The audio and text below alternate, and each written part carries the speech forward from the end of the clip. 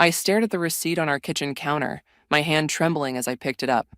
Tiffany & Co., a diamond necklace worth more than our monthly mortgage payment. The thing was, I hadn't received any jewelry from my husband lately. My name is Sienna, and until tonight, I thought I had my life perfectly mapped out.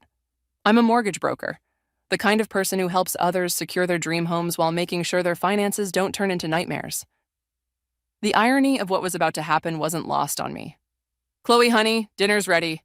I called upstairs to my daughter, trying to keep my voice steady. The lasagna I'd made was getting cold, but that receipt burned hot in my pocket. The front door opened, and Terrence walked in, loosening his tie. 16 years of marriage had taught me his routines, but lately, something had been off. The late nights at the office, the mysterious phone calls, the password changes on his phone. "Smells good in here," he said, not meeting my eyes. "Found something interesting today while doing laundry," I said, pulling out the receipt. "Care to explain?" His face changed. Not surprise, not guilt, just relief. "I was going to tell you tonight anyway." "Tell me what?" My voice cracked despite my best efforts. "Her name is Serena." He said it so casually, like he was discussing the weather. "She's been working in accounting for about a year now." The room started spinning. "You bought her a necklace?" "Sienna, let's be adults about this. We both know things haven't been great." "Adults?" I laughed, the sound harsh and foreign. Adults don't sneak around behind their families' backs. Footsteps on the stairs made us both turn. Chloe stood there, her phone in hand, confusion written across her face. "Mom? Dad? What's going on?" "Nothing, sweetie," I started, but Terrence cut me off. "Actually, Chloe, your mother and I need to talk to you. There are going to be some changes." I grabbed his arm. "Don't you dare." "I've sold the house," he announced. The words hit like a physical blow. "You what?" "The papers were signed this morning. We have a week to move out." Chloe's phone clattered to the floor. "But my school, my friends." "The buyer made an excellent offer," Terrence continued, as if he were discussing a business transaction. "It's better this way. Clean break." "Clean break?" I stepped toward him, fury replacing shock. "This is our home, Chloe's home. You had no right." "I had every right. My name's on the deed too, remember? You're the mortgage broker. You should know how these things work." Chloe ran back upstairs, her sobs echoing through the house. I wanted to go after her, but I couldn't move. "Where are we supposed to go?" I demanded. "You'll figure something out. You're good at planning, aren't you?" He grabbed his briefcase. "I'll be staying at Serena's. We can sort out the details through our lawyers." "Lawyers? You've already filed for divorce?" "Yes." He headed for the door, then paused. "Don't make this harder than it needs to be, Sienna. It's better for everyone this way." The door closed behind him with a quiet click. I stood there, staring at the lasagna getting cold on the table, set for 3 people who would never eat together again. My phone buzzed. A text from my brother, Yusef. "Hey sis, you okay? Chloe just called me crying." I couldn't reply, couldn't move, couldn't breathe. Another buzz. This time from my bank app. A notification about a large transfer from our joint account. My hands shook as I logged in, only to find the account nearly empty. Upstairs, I could hear Chloe crying. My daughter, who had dreams of attending an elite university next year. My daughter, whose college fund was in that joint account. My daughter, whose entire world had just been upended by her father's selfishness. Something snapped inside me. The shock gave way to a cold, clear anger. Terrence thought he had it all figured out. His young girlfriend, his clean break, his fresh start. He thought I would just roll over and accept it.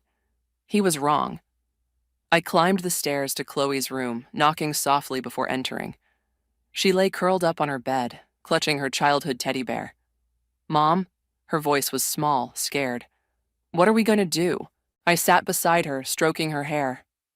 "We're going to fight back," I said, my voice stronger than I felt. "Your father thinks he's won, but he has no idea who he's dealing with.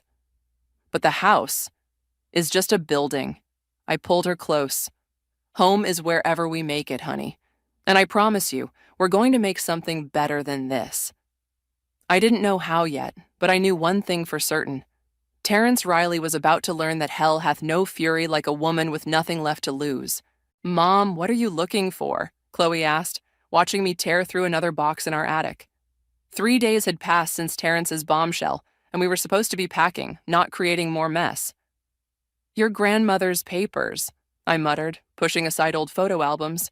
She always said she had something important to tell me, but then she got sick so suddenly. Dad's lawyer called again, Chloe said quietly. He wants us to sign something about the house. I wiped sweat from my forehead, leaving a streak of dust. Well, he can wait. I'm not signing anything until... My hand struck something solid. Hello, what's this?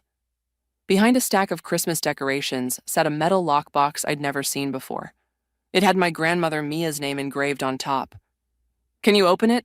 Chloe knelt beside me, suddenly interested. If I can remember, I tried a few combinations. Her birthday, mine, the year she bought her house. Nothing worked. Then I tried the date she always celebrated as her Freedom Day, though she never told me why. The lock clicked. Inside, beneath a stack of yellowed papers, lay a letter addressed to me in my grandmother's elegant handwriting. My hands shook as I opened it. Dear Sienna, if you're reading this, I'm no longer here to tell you this story in person. Remember the land I used to take you to when you were little? The one with the old oak tree where we'd have picnics? That land is yours now, has been since the day you were born. Your grandfather tried to take everything from me when he left, just like he took my dignity. But I was smarter than he knew. I bought that land in secret, using money I'd saved from my cleaning jobs. It was my insurance policy, my way of making sure no man could ever leave me with nothing again. Now it's your insurance policy. The deed is in this box, along with all the paperwork. The land has been paid off for decades. Use it wisely, my dear girl. Sometimes the best revenge is simply proving them wrong. Love, Grandma Mia. Mom? Chloe touched my arm. You're crying. I wiped my eyes and pulled out the deed with trembling hands. 30 acres of land, just outside the city limits. Land that, according to recent development plans I'd seen at work, was now in a prime location. My phone rang. Youssef. Sis, I've been doing some digging, he said when I answered. You're not going to believe this, but Terrence is in trouble. Big trouble. What kind of trouble? The kind that involves gambling debts and borrowed money. That's why he sold the house so fast. He needed quick cash. I sat back against a box, my mind racing. The joint account. Probably gone for the same reason. Listen, I know a guy in the DA's office. If you want to press charges... No, I said, looking at the deed in my hand. I have a better idea. After hanging up, I made another call, one I never thought I'd make. Nora Benson's office. A crisp voice answered. Nora, it's Sienna. I know we've had our differences, but I need your help. Silence on the other end. Nora and I had been rivals for years, competing for the same clients in the real estate market. She was sharp, ruthless, and exactly what I needed right now. This about Terrence? She asked. Word travels fast in this business. Actually, it's about 30 acres of prime development land. Another pause. You have my attention. I'll make you a deal. Help me develop this land, and I'll give you exclusive listing rights on every property we build. Meet me at Carlo's in an hour, she said. Bring the paperwork. I hung up and looked at Chloe, who had been listening intently.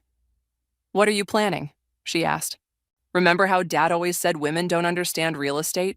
That we should leave the big decisions to him? I stood up, clutching the deed. Well, we're about to prove him very, very wrong. But what about college? My school?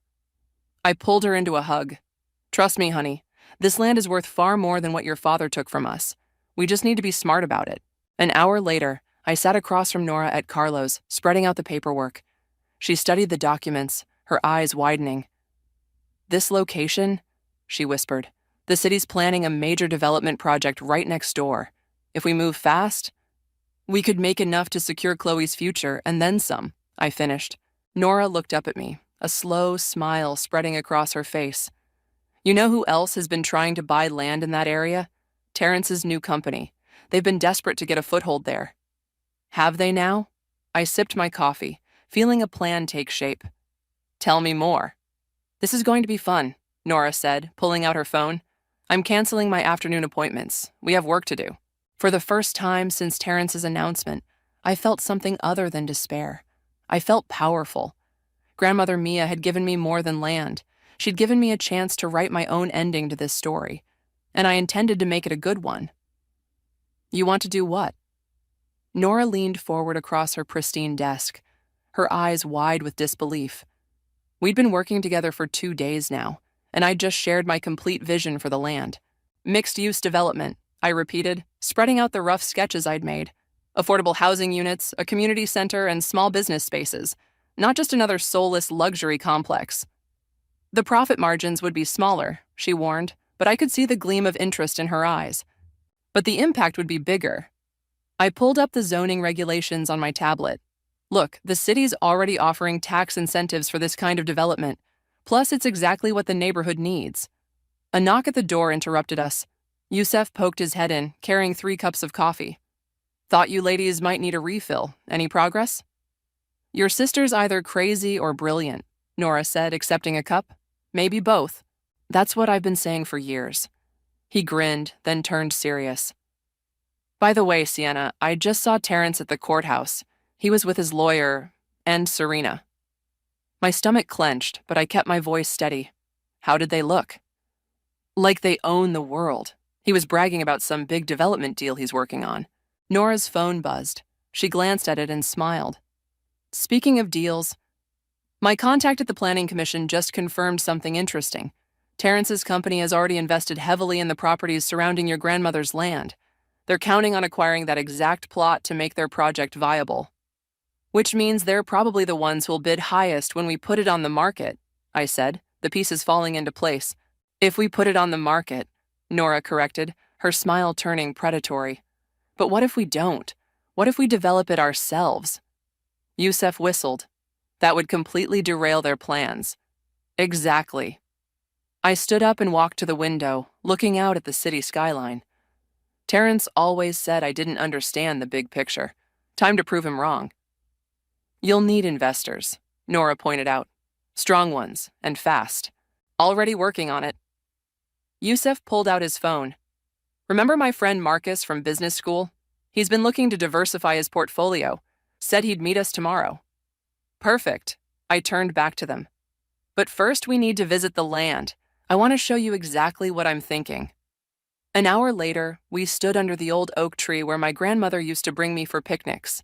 The late afternoon sun cast long shadows across the overgrown field. It's perfect, Nora breathed, turning in a slow circle. The elevation, the access points. We could create something special here. My phone rang. Chloe's number. Mom? Her voice was shaky. Dad just came by the house. He wanted me to convince you to sign some papers. Said it would make everything easier. What did you tell him? I told him to leave. Then Serena tried to talk to me, acting all nice, saying how she hopes we can be friends someday. She made a disgusted sound. As if. That's my girl. I felt a surge of pride. How's the packing going? Actually, Aunt Sarah said I can stay with her until we figure things out. She lives in the same school district. Really? Put her on. My sister-in-law's voice came on the line. Don't worry, Sienna. We've got plenty of room, and the girls would love having Chloe here. Take the time you need to sort this out. Relief flooded through me. One problem solved. After hanging up, I noticed Nora studying some documents on her tablet. What is it? Just found something interesting in the public records, she said slowly. Terrence's company, they're leveraged to the hilt on this deal. If they can't acquire this land, they'll be in serious trouble, Yusef finished. More than trouble, Nora corrected. They could lose everything they've invested so far. Millions. I walked to the old oak tree, running my hand along its rough bark. Grandmother Mia used to say that karma works in mysterious ways. Speaking of karma, Yusef said, guess who just pulled up? A sleek black BMW was parking at the edge of the property. Terrence stepped out, followed by Serena. They hadn't noticed us yet.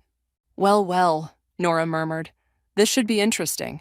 I squared my shoulders and walked toward them, Nora and Yusef flanking me. Terrence's confident smile faltered when he saw us. Sienna, what are you doing here? Funny, I said, keeping my voice light. I was about to ask you the same thing. This is private property. I'm here to discuss a business opportunity, he said stiffly. Really? I pulled the deed from my bag. With whom? Because according to this, I'm the owner, and I'm not interested in selling. The color drained from his face as he realized what I was holding. Behind him, Serena looked confused. Terrence? She asked. What's going on? I smiled, channeling every ounce of confidence my grandmother had passed down to me. Yes, Terrence. Why don't you explain what's going on? The game was about to change, and for once I was holding all the cards. You can't be serious about this development plan, Marcus said, leaning back in his chair at the crowded conference room. 5 other potential investors sat around the table, all men in expensive suits, all wearing similar expressions of doubt. I assure you, I'm very serious, I replied, clicking to the next slide in my presentation. The numbers speak for themselves. The numbers are impressive, another investor, David, interjected, but mixed-use development, affordable housing, it's not exactly premium. Nora stepped forward. Actually, our market research shows... Listen, Marcus cut her off. Maybe we should wait to discuss this with your husband. Is he involved in the project? I felt my face flush with anger, but before I could respond, the conference room door opened. Yusuf walked in, impeccable in his tailored suit. Sorry I'm late, he said, taking a seat. Traffic was terrible. Please, continue. And you are? Marcus asked. Yusuf Wolf, senior financial analyst at Goldman Sachs. He smiled pleasantly. Also, my sister's business partner in this venture. You were saying something about her husband? The room's atmosphere shifted subtly. I clicked to the next slide. As I was explaining, gentlemen, this development will generate a 22% return on investment within the first 3 years. The city's tax incentives alone will cover 15% of our initial costs. Plus, Nora added, we already have commitments from 3 major retailers for the commercial spaces. David leaned forward. Which retailers? I'm afraid that's confidential until the contracts are signed, I said smoothly. But I can tell you they're all Fortune 500 companies. My phone buzzed. A text from Chloe. Dad's here again, being weird. Says he needs to talk to you urgently. I typed back quickly. Stay at Aunt Sarah's. I'll handle it. When I looked up, Marcus was studying the financial projections with newfound interest. These numbers for the affordable housing units, they're guaranteed by the state? Yes, Yusuf confirmed. And the waiting list is already over 200 families long. One more thing, I added, pulling out a folder. This morning, we received preliminary approval for additional tax credits under the Urban Development Initiative. The investors exchanged glances. David cleared his throat. Perhaps we were too hasty in our initial assessment. I should hope so, Nora said dryly, because as of an hour ago, we received another offer for partnership. Full funding, no questions asked. This wasn't strictly true, but they didn't need to know that. Marcus sat up straighter. From whom? I'm afraid that's confidential, I smiled, but their offer expires at 5 p.m. today. The meeting wrapped up 30 minutes later, with 3 of the investors requesting private follow-up discussions. As they filed out, Yusuf high-fived me. That was brilliant, he grinned. The fake competing offer? Classic. Who says it was fake? Nora winked. I've been making calls all morning. My phone buzzed again. This time it was Terrence. What do you want? I answered coldly. We need to talk, he said, his voice tense. About the land. My investors are getting nervous. Your investors? I laughed. That sounds like a you problem. Damn it, Sienna. You have no idea what you're doing. This is bigger than your petty revenge. Petty revenge. I felt my voice rise. You sold our house without telling me. You emptied our accounts. You betrayed our family. And you think this is about petty revenge? Silence on his end. Let me be clear, I continued. I know exactly what I'm doing, and I know exactly how much trouble you're in with your investors. So here's what's going to happen. You're going to transfer Chloe's college fund back into my account, all of it, by the end of today. Or what? Or tomorrow morning, I start construction on a community center, right in the middle of your luxury development plans. You wouldn't. Try me. I hung up and turned to find Nora and Yusuf staring at me. Remind me never to get on your bad side, Yusuf said. Nora checked her watch. The contractors are ready to break ground whenever we give the word. Are we really doing this? I walked to the window, looking out at the city. Somewhere out there, Terrence was probably pacing in his office, realizing just how badly he'd underestimated me. Yes, I said. But first, let's give him until the end of the day to make things right with Chloe's college fund. After that, I turned back to them with a smile. We start building something beautiful. Speaking of beautiful, Yusuf said, checking his phone, wait until you see what the architects just sent over. The community center designs are incredible. As we gathered around his phone to look at the plans, I felt a surge of pride. This wasn't just about getting back at Terrence anymore. It was about creating something meaningful, something that would help families like mine build better futures. Grandmother Mia would have been proud. My phone buzzed one more time. A banking notification? Transfer received? I smiled. Terrence had made his choice. Now it was time to make mine. The morning sun cast long shadows across the land as I walked through the tall grass, coffee in hand. Construction would begin next week, but today I needed to say goodbye to this place as it was, wild and untamed, just like my grandmother had loved it. I thought I might find you here, a voice called out. I turned to see a young woman approaching hesitantly. Serena, if Terrence sent you— He didn't, she cut in quickly. Actually, he doesn't know I'm here. She wrapped her arms around herself, looking uncomfortable in her designer clothes among the wildflowers. I needed to talk to you, woman to woman. I gestured to a fallen log. Have a seat. She perched on the edge, fidgeting with her watch. The thing is, I'm starting to see a side of Terrence I didn't expect. Let me guess. The controlling side? The one that makes you feel like you're walking on eggshells? Her head snapped up. How did you— 16 years of marriage, I said simply. I know all his moves. Yesterday, he threw a glass against the wall because a deal fell through. She twisted her hands together. He said it was your fault, that you're trying to ruin him. I'm not trying to ruin anyone. I'm building something. The community center? She looked around. This is where it's going to be? I nodded. Among other things, want to see the plans? I pulled out my tablet, showing her the renderings. As we scrolled through them, I noticed something on her wrist, a fading bruise, partially covered by her bracelet. Did he do that? I asked quietly. She quickly pulled her sleeve down. It was an accident. He was stressed about the investors. Serena, I set the tablet down. There's something you should see. I led her to the old oak tree and pointed to a small metal box nestled in its roots. Inside were old photographs and letters. These belonged to my grandmother, I explained, pulling out a yellowed envelope. She left them here for me to find. Want to know why? Serena nodded. Because my grandfather was just like Terrence. Charming in public, volatile in private. He controlled all their money, made all their decisions, until one day she'd had enough. What did she do? She got smart, started hiding money, making plans, bought this land without him knowing. I gestured around us. It became her freedom fund.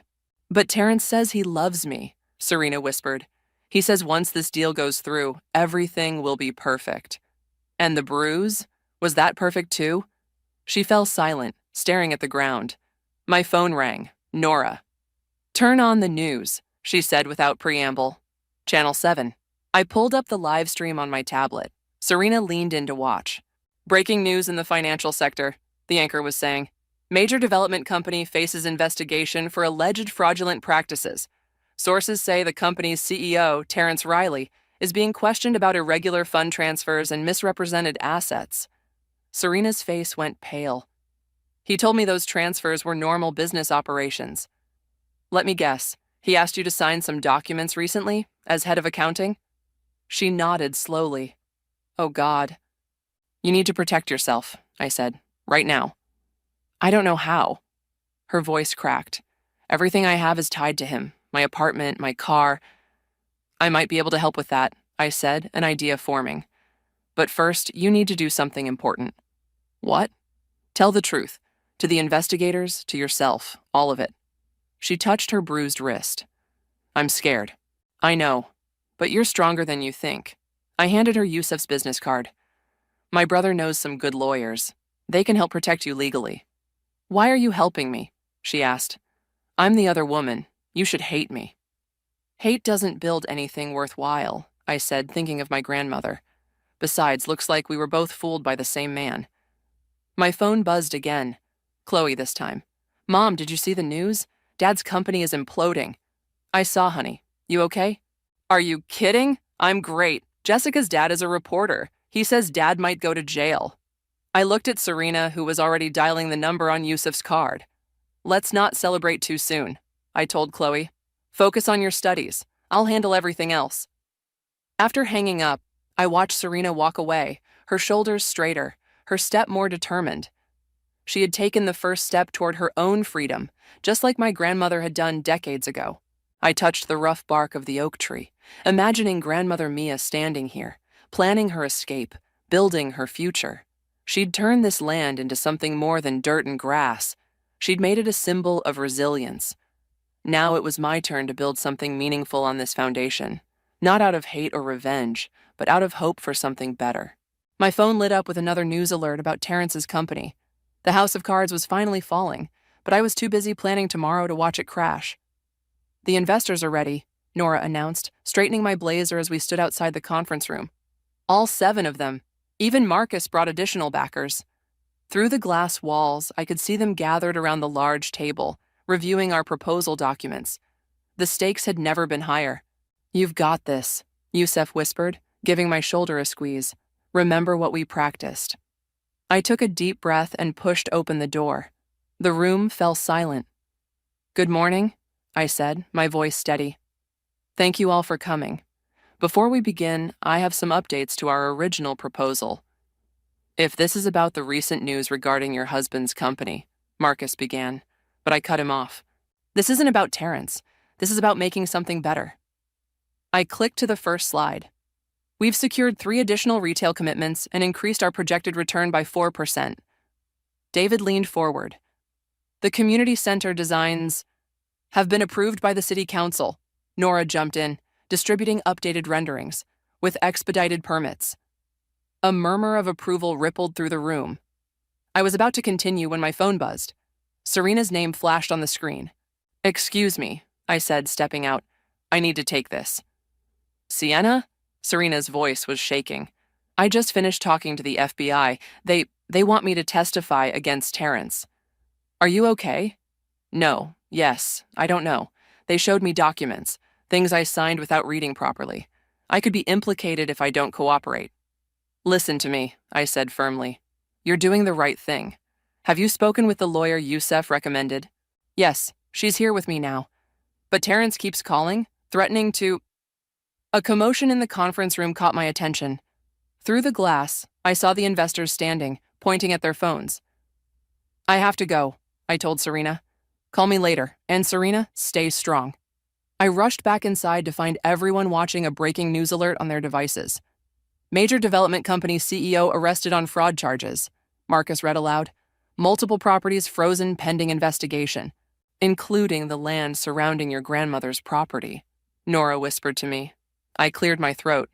Gentlemen, this changes nothing about our proposal. In fact, it makes our project even more vital to the community. How so? David asked. Those frozen properties? They were meant to be luxury condos. Now they'll sit empty, tying up valuable land in legal battles. I clicked to a new slide. But our project? We can break ground next week, create jobs, housing, opportunities. The optics would be fantastic, one investor mused. While others are caught in scandal, we'd be building something the community actually needs. Exactly. I pulled up our budget projections, and with the reduced competition, our profit margins just got even better. My phone buzzed again. Chloe this time. I ignored it, focusing on the investors' questions. 20 minutes later, Marcus stood up. I think we've seen enough, he said. We're in. Full funding, immediate timeline. The others nodded in agreement. As they filed out, sharing handshakes and congratulations, I finally checked Chloe's message. Dad just came to Aunt Sarah's. He's drunk making scenes. Police are here. I showed the message to Yusuf, who immediately grabbed his keys. I'll handle it. You finish here. After he left, Nora poured 2 cups of coffee from the conference room carafe. Someday, huh? It's not over yet. I sipped the coffee, grimacing at its bitterness. We still need to... The door burst open. Terrence stumbled in, his tie askew, eyes wild. You did this, he slurred, pointing an unsteady finger at me. You turned Serena against me, ruined everything. You did that all by yourself, I replied calmly, though my heart was racing. Now please leave before I call security. Security? He laughed harshly. I built this whole damn city. You think some rent-a-cop can stop me from what? Nora stepped between us. From adding assault to your growing list of charges? He took a step forward, but 2 security guards appeared in the doorway, followed by Yusuf. There he is, officers, Yusuf said to the police officers behind him, the one causing a disturbance at my sister's house. Terrence's face crumpled as the officers approached. Sienna, please, we can fix this, together, like before. I walked up to him, close enough to smell the whiskey on his breath. No, Terrence, there is no we anymore. You made sure of that when you betrayed our family.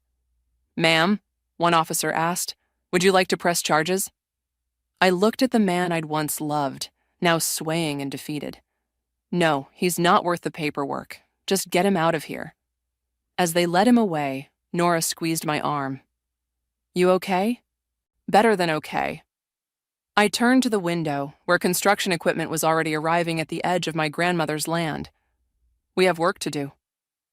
My phone buzzed one last time. A message from Serena. Thank you for showing me what strength looks like. I smiled, watching the sun set over what would soon become something beautiful, something worth building. Ladies and gentlemen, welcome to the groundbreaking ceremony of Hope Gardens Community Development, I announced, standing before the crowd gathered around my grandmother's oak tree. 3 months had passed since Terrence's arrest, and everything had changed. Chloe beamed from the front row, her phone recording everything. Next to her sat Serena, looking healthier and more confident in casual clothes, her designer wardrobe long forgotten.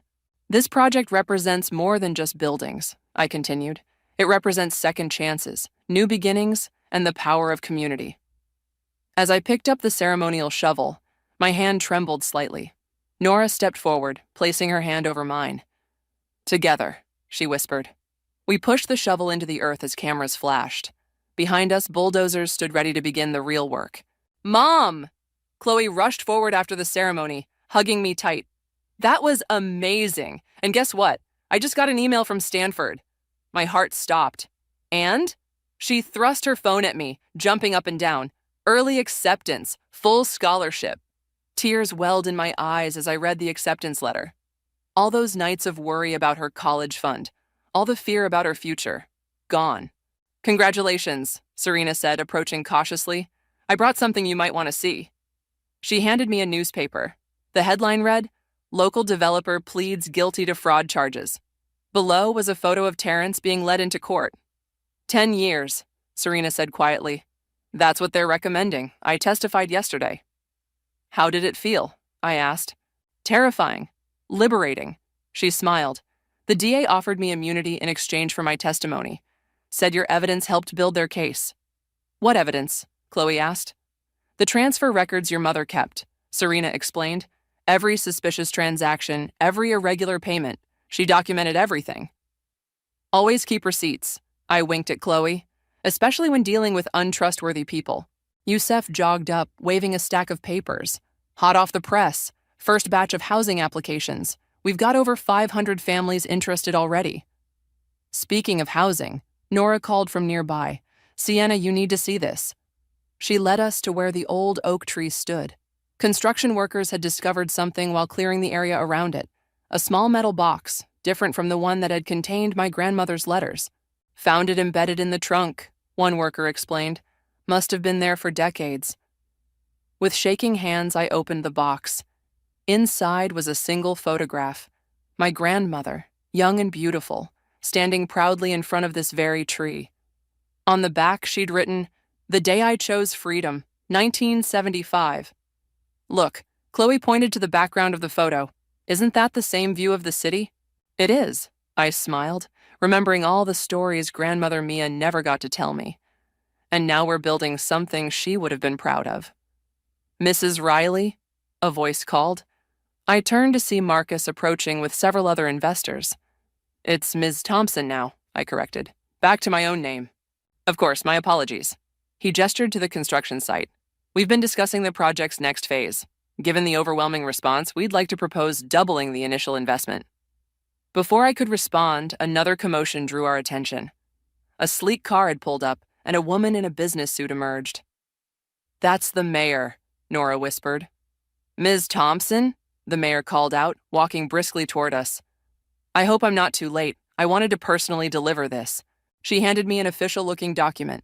"The City Council unanimously approved your proposal for the educational grant program. Every family in Hope Gardens will have access to college savings accounts for their children." Chloe grabbed my arm. "Mom, do you realize what this means? Other kids like me, they won't have to worry about their futures being stolen." I hugged her close, watching as the construction crews began their work. The sound of machinery filled the air, but underneath it all, I could almost hear my grandmother's voice, telling me to be brave, to be smart, to be free. "Ms. Thompson?" Serena approached again, looking nervous.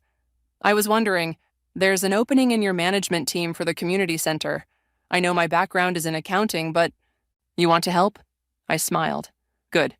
We need people who understand the importance of second chances." As the sun began to set, I stood with Chloe under the old oak tree, watching the first foundations being laid. "You know what, Mom?" she said softly. "Dad always said revenge was for weak people. But this isn't revenge, is it? This is justice." "No, honey," I corrected her, thinking of all the families who would soon call this place home. "This is legacy." My phone buzzed. A text from Nora. "Wait till you see tomorrow's headlines. Hope Gardens, a community rises from fraud's ashes." I smiled, pocketing the phone. Let Terrence read that from his prison cell. We were too busy building something beautiful to care about his opinion anymore. "Ready?" Chloe asked, adjusting her graduation cap in the mirror. "Almost." I pinned a small photograph of grandmother Mia to the inside of her gown, right over her heart. "There, now she's with you too." We stood in Chloe's new bedroom at Hope Gardens, where we'd moved after the first phase of construction was completed. Through her window, I could see families enjoying the community park that had replaced the wild field. The old oak tree still stood proud at its center. "Mrs. Martinez's daughter got her college acceptance letter yesterday," Chloe said, watching children play below. "That's the 5th one this week." "6th," I corrected. "Don't forget Tommy from Building C." A knock at the door interrupted us. Nora poked her head in, waving an envelope. "Special delivery from the courthouse." My hands shook as I opened it. The final divorce decree, and full custody. "As if there was any doubt," Chloe snorted. "After what came out at his sentencing." "Speaking of which," Nora said, checking her phone, "Serena just texted. The support group for financial fraud survivors is packed tonight. She's really found her calling." Another knock. This time it was Youssef, looking sharp in his suit. "The car's ready. But first," he handed me a newspaper. Page 3. The headline read, "Hope Gardens model to be replicated nationwide." Below was a photo of our community center, bustling with activity. "They're calling it the Thompson model," Youssef grinned. "How's that for karma?" "Save the newspaper," I told him, "but we need to go. I don't want to be late for my daughter's graduation." The ceremony was held in the school auditorium, packed with proud families. As I watched Chloe walk across the stage, her honors cords gleaming, I felt a tap on my shoulder. "Excuse me," a woman whispered. "Are you Sienna, the one who built Hope Gardens?" I nodded. "My sister just moved in there with her kids, after her divorce." She squeezed my hand. "Thank you for showing us there's life after betrayal." Before I could respond, the principal announced, "And now, our valedictorian, Chloe Thompson." Chloe stepped up to the podium, confident and poised. When I was younger, my father told me that success meant having the biggest house, the most expensive car, the finest things. But then I watched my mother build something different, a community where success means lifting others up as you rise. My vision blurred with tears as she continued. "In Hope Gardens, I learned that true wealth isn't in bank accounts or stock portfolios. It's in the single mom who can finally afford to take night classes. It's in the kids who no longer have to change schools every time rent goes up. It's in the elderly couple who can retire with dignity in their own community." She paused, looking directly at me. "My mother taught me that when life knocks you down, you don't just get back up. You build stairs to help others rise too. That's what I'm taking with me to Stanford, and that's what I hope to bring back to our community when I return." After the ceremony, we gathered in the community center for a celebration. Families from Hope Gardens mingled with school friends and teachers. Serena was there too, helping serve cake to excited graduates. Sienna? She pulled me aside. There's something you should know. Terrence wrote to me from prison. My stomach tightened. What did he want? To apologize, and to ask if we could help him invest his prison earnings in Hope Gardens once he's released. She laughed bitterly, as if money could fix what he broke. What did you tell him? That Hope Gardens isn't built on revenge or redemption. It's built on respect, something he never understood. A commotion by the door drew our attention. Marcus and the other investors were arriving, carrying gift bags for the graduates. Still can't believe you turned down that buyout offer, Marcus said, handing Chloe a present. Could have made a fortune. We are making a fortune, I replied. Just not the kind you can count. Later that evening, I found Chloe sitting under the oak tree, still in her cap and gown. Found another one of Grandma Mia's notes, she said, holding up a weathered paper. It was tucked in a branch. Want to hear it? I sat beside her. Dear Sienna, she read, if you're reading this, you've already learned life's hardest lesson, that sometimes the things that break us become the foundations of something stronger. Don't waste time hating those who hurt you. Build something they can't tear down instead. Love, Grandma. I looked up at the buildings around us, at the lights and windows where families were building new lives, at the community center where dreams were taking root. We did it, Grandma, I whispered. We built something stronger. Chloe leaned her head on my shoulder. You know what's funny, Mom? Dad thought he was taking everything from us, but really, he gave us the push we needed to build everything we have now. Sometimes, I said, watching the sunset paint our community in gold, the best revenge is simply proving them wrong. And in the gentle evening breeze, I could have sworn I heard Grandmother Mia laugh in agreement.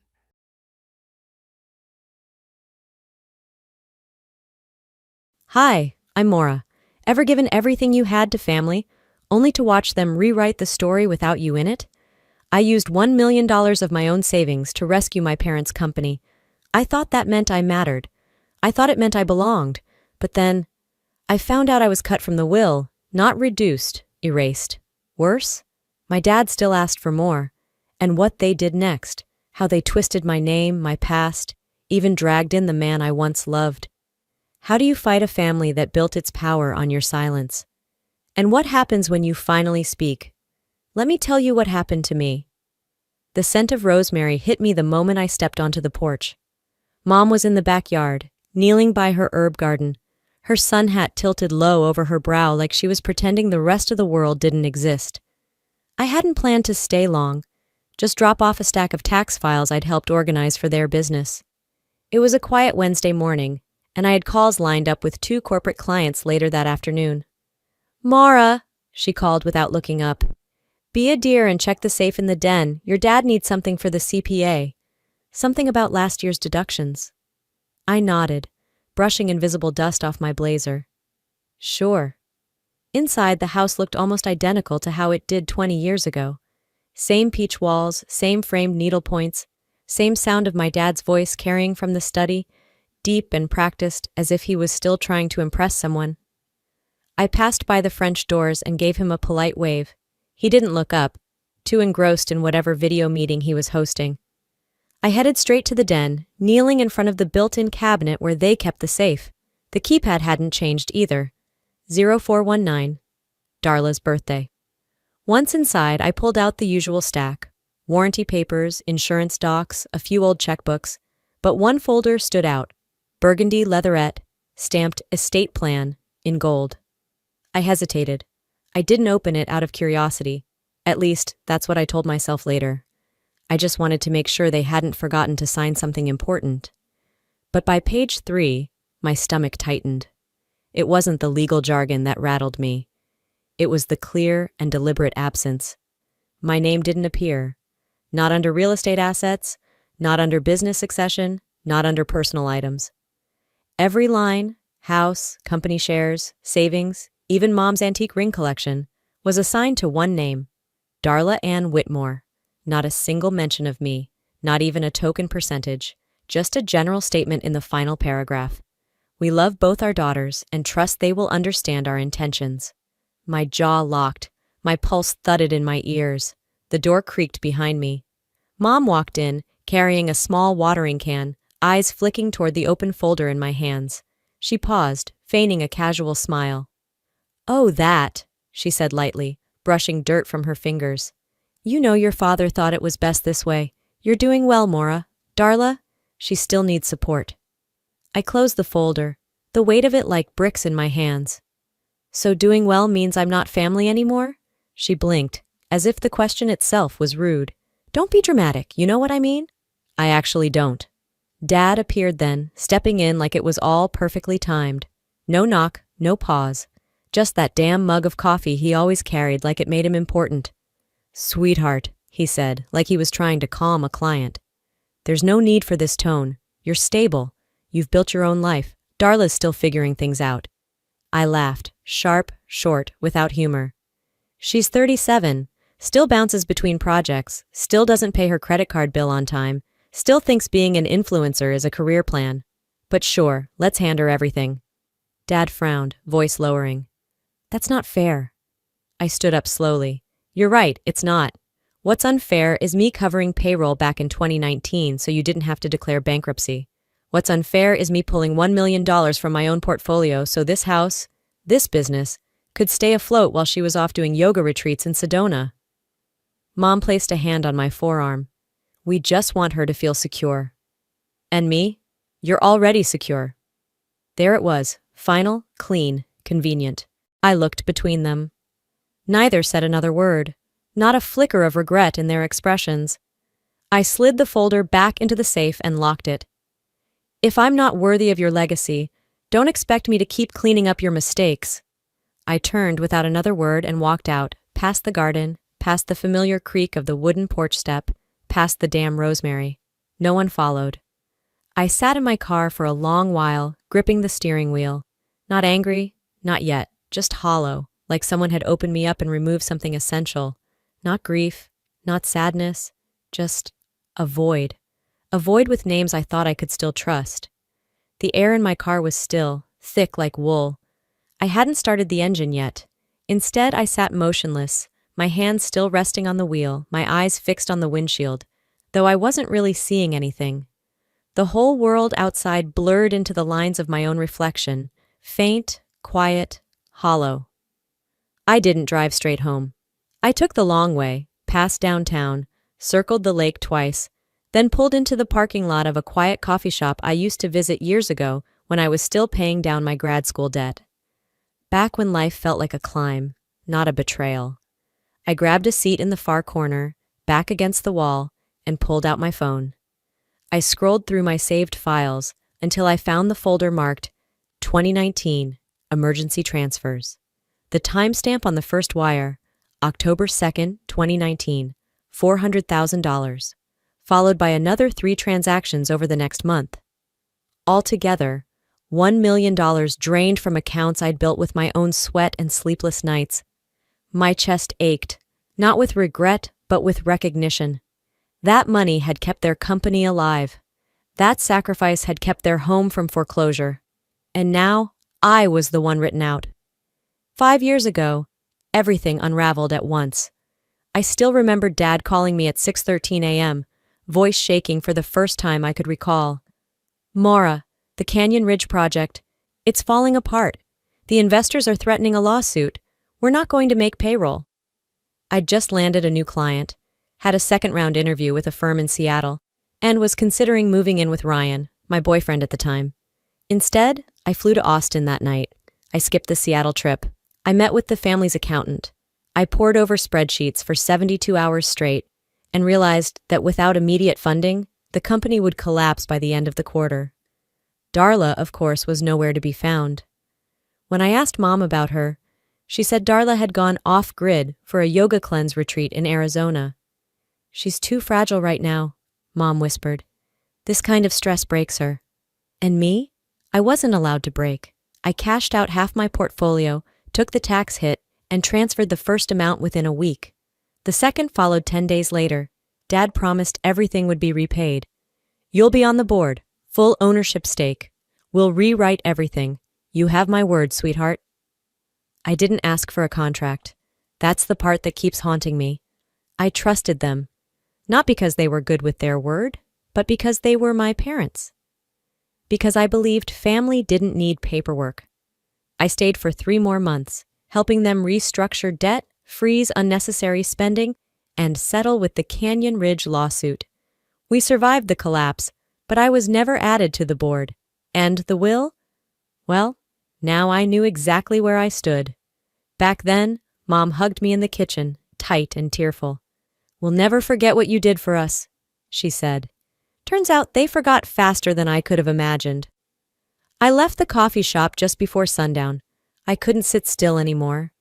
On the drive home, I passed the intersection where Ryan had once waited for me with flowers and 2 one-way tickets to Seattle. I told him I needed more time, that my family needed me. 3 months later, he was gone. He didn't leave because I said no. He left because he saw what I didn't. I wasn't just helping my family. I was being consumed by them. Used, quietly and efficiently, like a line of credit they never planned to pay off. Back at my apartment, I dropped my purse on the chair and walked straight to my home office. I opened my laptop, logged into my secure storage, and pulled every email, every transfer confirmation, every contract I drafted for them. I created a new folder on my desktop, named it Proof, just in case. I clicked and dragged the files one by one, the confirmation codes, the scanned checks, the email from Dad with the subject line, "Urgent, cash injection needed, trust you." I stopped at one final file, a voice memo I'd saved without telling anyone. It was a recording of a call from November 2019. I hit play. Dad's voice crackled through the speaker. "Don't worry, Maura. When the dust settles, you'll have just as much claim to this company as Darla. Hell, probably more. We know who really saved it." I stared at the screen. My own voice in that clip sounded hopeful. I clicked save, backed it all up to the cloud, then again to a separate flash drive I kept in my locked drawer. This time, I wasn't going to beg for acknowledgement.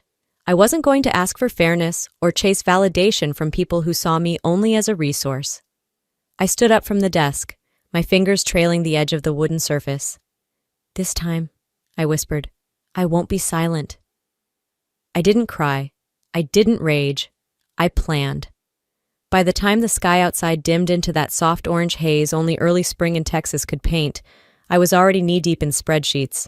I hadn't eaten dinner. I barely remembered making coffee, but once the adrenaline set in, I didn't need anything else. I logged into the old shared accounting portal, the one I used to access when I helped clean up the books during the Canyon Ridge collapse. Dad had never changed the credentials, probably didn't remember they were still active. The dashboard took a minute to load, and as I waited, I tapped my fingers against the desk, each beat steady like a countdown. When it finally opened, I scanned for the quarter ending December 2019. Everything looked clean. Too clean. That's the thing about cooked numbers. They're never messy. They're symmetrical, tidy, convenient. I opened the general ledger, cross-referenced expense accounts, and paused at a line item labeled Consulting External Services. It had never shown up in the summaries I reviewed before. $22,500 paid monthly like clockwork. I dug deeper. The payment started in late 2018 and ran through mid-2021. Each invoice tied to a Nevada-based firm I'd never heard of, Cornell Strategic Holdings. It rang 0 bells. No website, no LinkedIn presence, but something about the name scratched at the edges of my memory.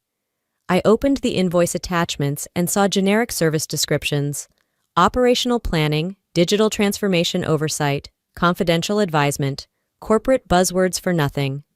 I traced the bank transfers, all routed through intermediary accounts, and eventually landing in a holding company based out of Reno. I cross-checked the filing documents through a public records site, and then I froze. Owner: Denton Graves. The cursor hovered for a moment like even the computer wasn't sure what to do next. I leaned back in my chair, trying to steady my breath. Denton wasn't just some shadow name. He was my ex. My ex who used to work as the firm's in-house financial analyst. My ex who I trusted enough to give login access to when he was helping consolidate vendor contracts.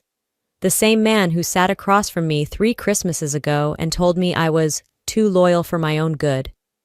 Now his name was on invoices I never approved, listed as the beneficiary of funds that were rerouted while I was hemorrhaging my own savings, trying to save a company that had already been gutted from the inside.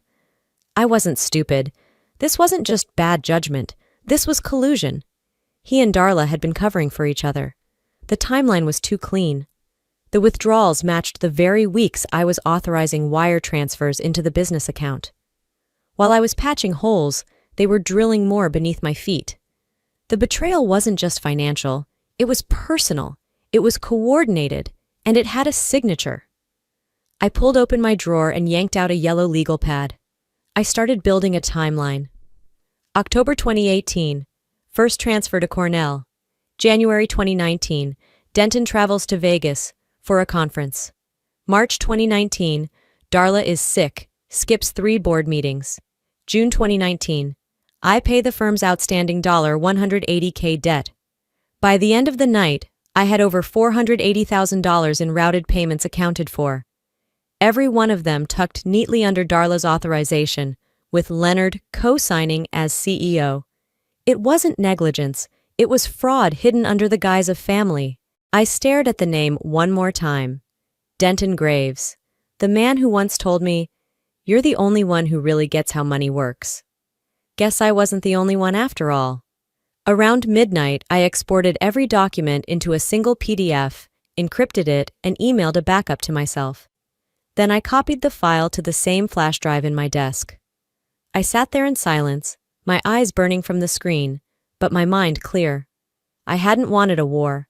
I hadn't gone looking for a fight, but I wasn't going to let them bury me under a lie they'd all built together. I picked up my phone and stared at the contact list. I scrolled past family, past old friends, until I landed on a name I hadn't called in years, Clara Voss. Back when I did legal work for the Finley Group, Clara had been our most ruthless compliance advisor. Smart, discreet, relentless. If anyone could help me unravel this mess and do it surgically, it was her. I didn't press call, not yet. But I saved the number to my favorites, because now I wasn't just gathering receipts. I was tracing rot. And I'd found where it started. The fraud didn't begin with some bad deal or market downturn. It began when family stopped treating me like one of their own. The following evening, just as I'd started closing out the day's work and reviewing Clara's initial reply, short, sharp, and requesting a full evidence dump, the phone buzzed. I stared at the screen a second too long. Mom. For a moment, I debated letting it ring out. I didn't owe her anything, not even my time, but something in me wanted to hear what excuse she'd come up with now. I tapped accept and waited for her voice. "Hi, honey," she said, soft and sweet like nothing had happened. I didn't answer. She cleared her throat. "I hate to call like this, I really do, but something's come up. We're short on one of our supplier payments. It's just $6,000. If we miss it, it delays the shipment for 2 weeks, and we've already been skating on thin ice with this contractor." I blinked. "Just $6,000? My voice came out colder than I intended. "Ask Darla." There was a pause, then a breathy, uncomfortable laugh. She's a little overwhelmed right now. Too much on her plate. You know how she gets." "No," I snapped. "I don't, because I was also overwhelmed. When I pulled $1 million out of my accounts to cover the payroll you failed to manage.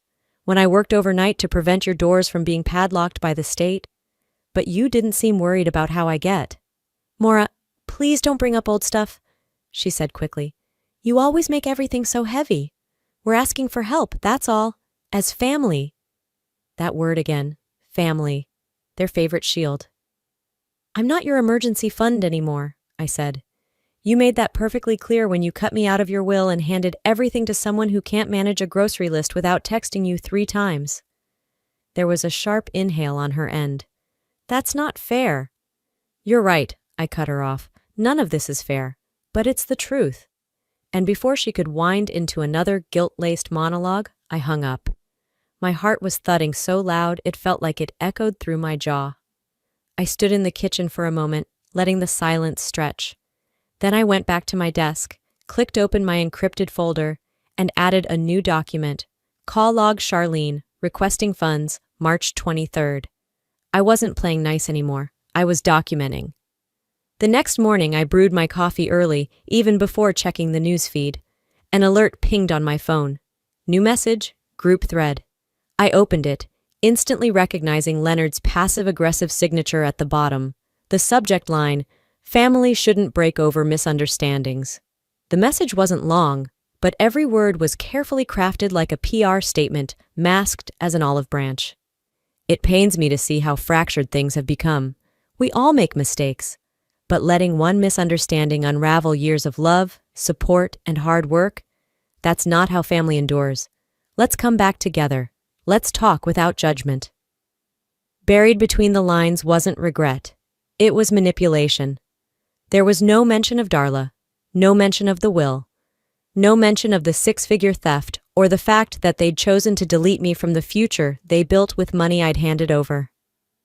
Just that tone I'd come to recognize like the hum of a broken light bulb, emotional blackmail masquerading as peacekeeping. I didn't reply. Instead, I forwarded the entire email, headers, timestamps, all of it, to Clara. My accompanying note was brief. This is how they've always cleaned up their mess, with guilt and nice words. I sat on my couch afterward, laptop balanced on my knees. For once, I didn't feel shaky. I didn't second guess. I didn't wonder if I was being too harsh or acting too fast. They weren't reaching out to apologize. They weren't asking what I needed. They were pressing to maintain control. Keep the narrative soft. Keep me quiet. I pulled out a fresh page from my journal, one I hadn't opened in months, and wrote across the top in black pen. March 24th, the day I stopped explaining myself. Below that, I began listing, not dollar amounts, but things they still owed me. Respect, honesty, accountability, my name on the company board, an apology that actually sounds like one, my father admitting he knew what Denton was doing, my mother telling Darla to carry her own weight for once, space, silence, distance. When I got to the 10th line, I stopped. Not because the list was complete, but because the anger had finally settled into clarity. They weren't asking for help, they were testing the waters, seeing if I'd softened, seeing if I'd forget. I muttered aloud, pen still in hand. They were warned. And then, quietly but firmly, as if saying it aloud made it law. This isn't silence, it's patience. By Friday morning, my list sat untouched on the kitchen counter. I hadn't added to it, I didn't need to. The silence from my family in the days since Mom's favor call had already told me everything. At 9:47 a.m., my laptop pinged. A calendar notification popped up on the screen. Board status review urgent, sent by Darla Whitmore. No greeting, no explanation. Just a cold block of text with a Zoom link and a time, 10:30 sharp. I stared at it for a moment, debating whether to ignore it. But curiosity got the better of me. They weren't done. Whatever this was, it wasn't random. And I was done being caught off guard. By 10:25, I had my laptop docked and screen shared. I joined with camera off, mic muted. The digital boardroom lit up with familiar faces. Leonard, seated in the corner of his office, arms crossed like a disinterested judge. Two external board members, Rhonda Stone and Alan Cho, both stiff and unreadable. And finally, Darla, lips glossed and composed like she was prepping for a TED Talk. Thanks everyone for joining on short notice, Darla began, voice smooth and managerial. We're here to quickly address some of the Q1 inconsistencies and highlight areas of concern moving forward. I stayed silent, waiting. She clicked to a slide that read, 2019-2020, Legacy, Financial Data, Gaps, and Risk. We've encountered discrepancies in our historical reports, she continued, specifically in the expense filings during the restructuring period. Some entries remain unclassified, and others were filed without supporting memos or a consistent categorization. Unfortunately, these records date back to when outside support was managing our books. She didn't say my name, but her eyes flicked to the camera, and everyone knew who she meant. Leonard leaned forward slightly. Just to clarify, that period was during the time Maura was assisting pro bono, yes?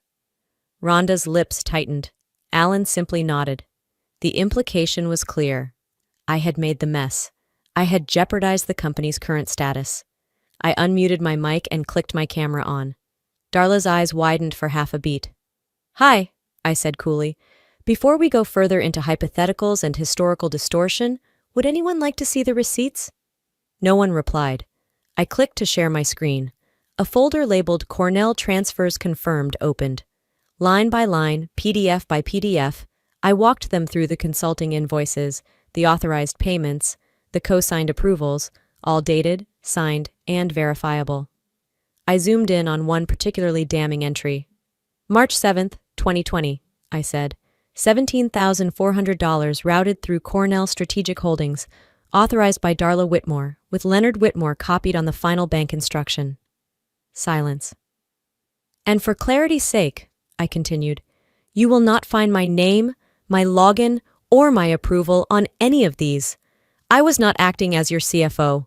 I was your emergency donor. Leonard shifted in his chair. Darla's mouth opened, then shut again.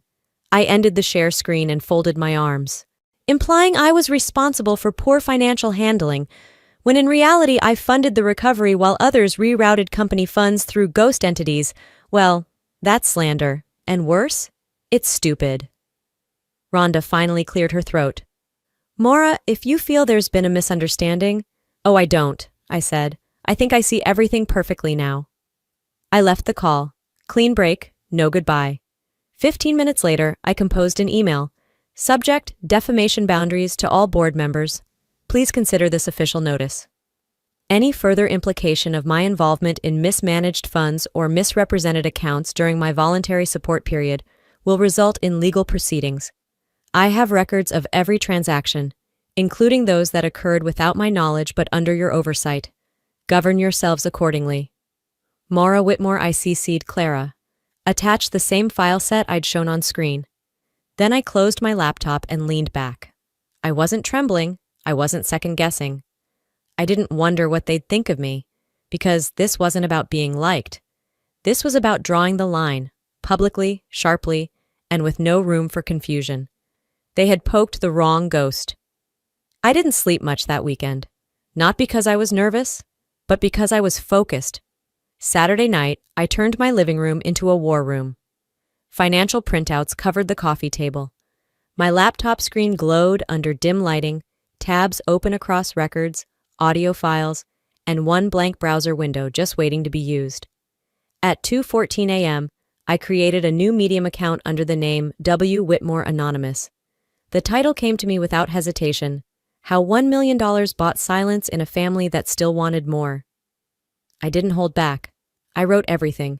Clean, chronological, factual. I included transaction records, time-stamped emails, and a redacted scan of the will that excluded me.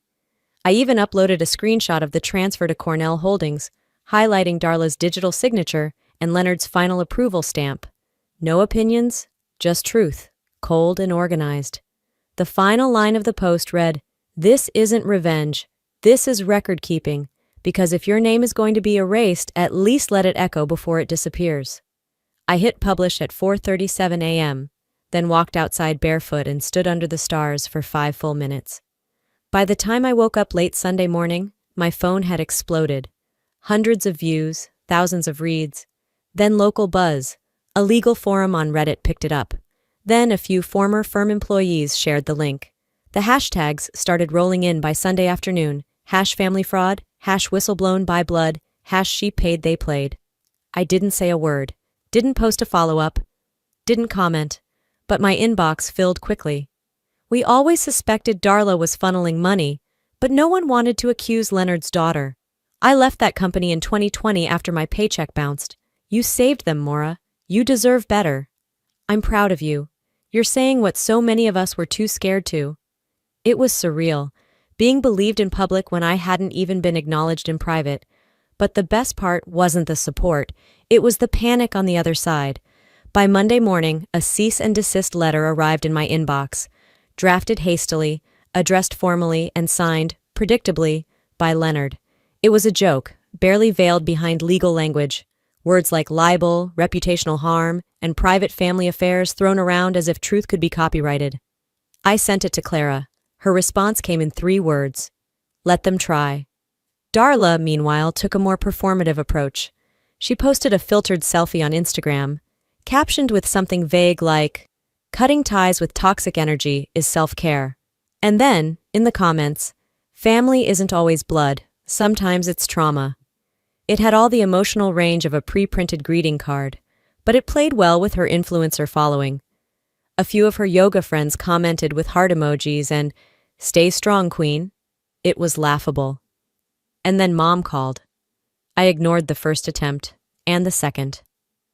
But by the third call that evening, I picked up, not because I owed her the grace, but because I wanted to hear what version of the story she was spinning now. "Maura," her voice cracked as if she'd been crying or trying to sound like she had. "Do you understand what you've done?" "Yes," I replied. "Do you?" "We can't survive this," she whispered. "Your father's blood pressure has been sky high. He's not sleeping. Darla's barely holding it together." "And I was supposed to?" I asked. "When I was draining my savings to keep the business afloat? When you erased me from your will?" "This isn't how families fix things." "No," I said flatly. "It's how families bury things. And I'm done being the dirt you shovel over it." She went silent. Then that old line. "Think about your father's health, Maura. You know how stress affects him." I almost laughed. If he cared about his health, maybe he shouldn't have spent years co-signing theft while watching me work double shifts to cover his mistakes. I hung up without waiting for a reply. That night, I backed everything up to a legal archive system Clara recommended. I uploaded every document, every call recording, and even a few old board presentations with Darla's initials plastered across line items she now claimed ignorance about. Then I sent the entire file package to Open Matter, a nonprofit media watchdog I'd followed since college. It wasn't a leak, it was accountability. Truth with timestamps. The email I attached read, "You're welcome to vet every page. This isn't a family squabble. It's a financial shell game built on the back of someone they tried to erase." I ended with a quote I'd written in my notes weeks earlier. "If they want war, I want it documented." I turned off the lights, shut my laptop, and let silence settle over the room. But this time, it wasn't the silence of surrender. It was the calm before the next reckoning. 2 days after I published the post, they struck. I was standing in line at a small grocery store, grabbing coffee and protein bars, when my phone buzzed with a text from Talia, an old colleague from the Finley group. "Maura, just heard Leonard on the Ledger Hour podcast. You need to listen. Like, now." I froze. Back in my car, I pulled up the episode. The host introduced Leonard like he was some kind of weathered hero, a longtime businessman navigating family challenges with grace. Then Leonard's voice came on, soft, composed, grandfatherly. "There's been a lot of noise lately," he said. "Unfortunately, some people with unresolved issues and fragile emotional states have chosen to distort our family's story." He never said my name. He didn't have to. The host chuckled. "That sounds incredibly difficult, especially with someone close." Leonard's response? "We love her. We've always tried to support her. But sometimes, no matter how much you give, it's never enough for someone who carries unresolved pain." I nearly dropped my phone. Backhanded, strategic, and absolutely disgusting. Later that afternoon, Darla decided to play her part too. On Instagram, she uploaded a string of story slides, all in muted beige tones with soft piano music playing. "The hardest part of trauma," she wrote, "is when the person who causes it insists they're the victim. Screenshots can be edited. Motives matter. Mental illness is real. Be kind." She even added a poll. "Should I speak my truth?" With the options, yes, protect your peace, and no, stay classy. It was cartoonish, but I knew her followers wouldn't care about facts. They cared about vibes. And Darla, as always, knew how to curate a vibe. Still, I could have brushed it off if it had ended there. But then came the worst blow. Denton. He and I hadn't spoken in years, not since we split after I refused to co-sign a real estate deal he called visionary and I called financial suicide.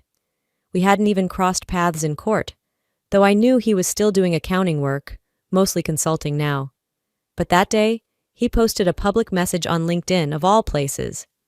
When family matters spill into public view, it's painful for everyone, especially when narratives are shaped by personal grievances, not facts. I worked closely with the Whitmore firm for years.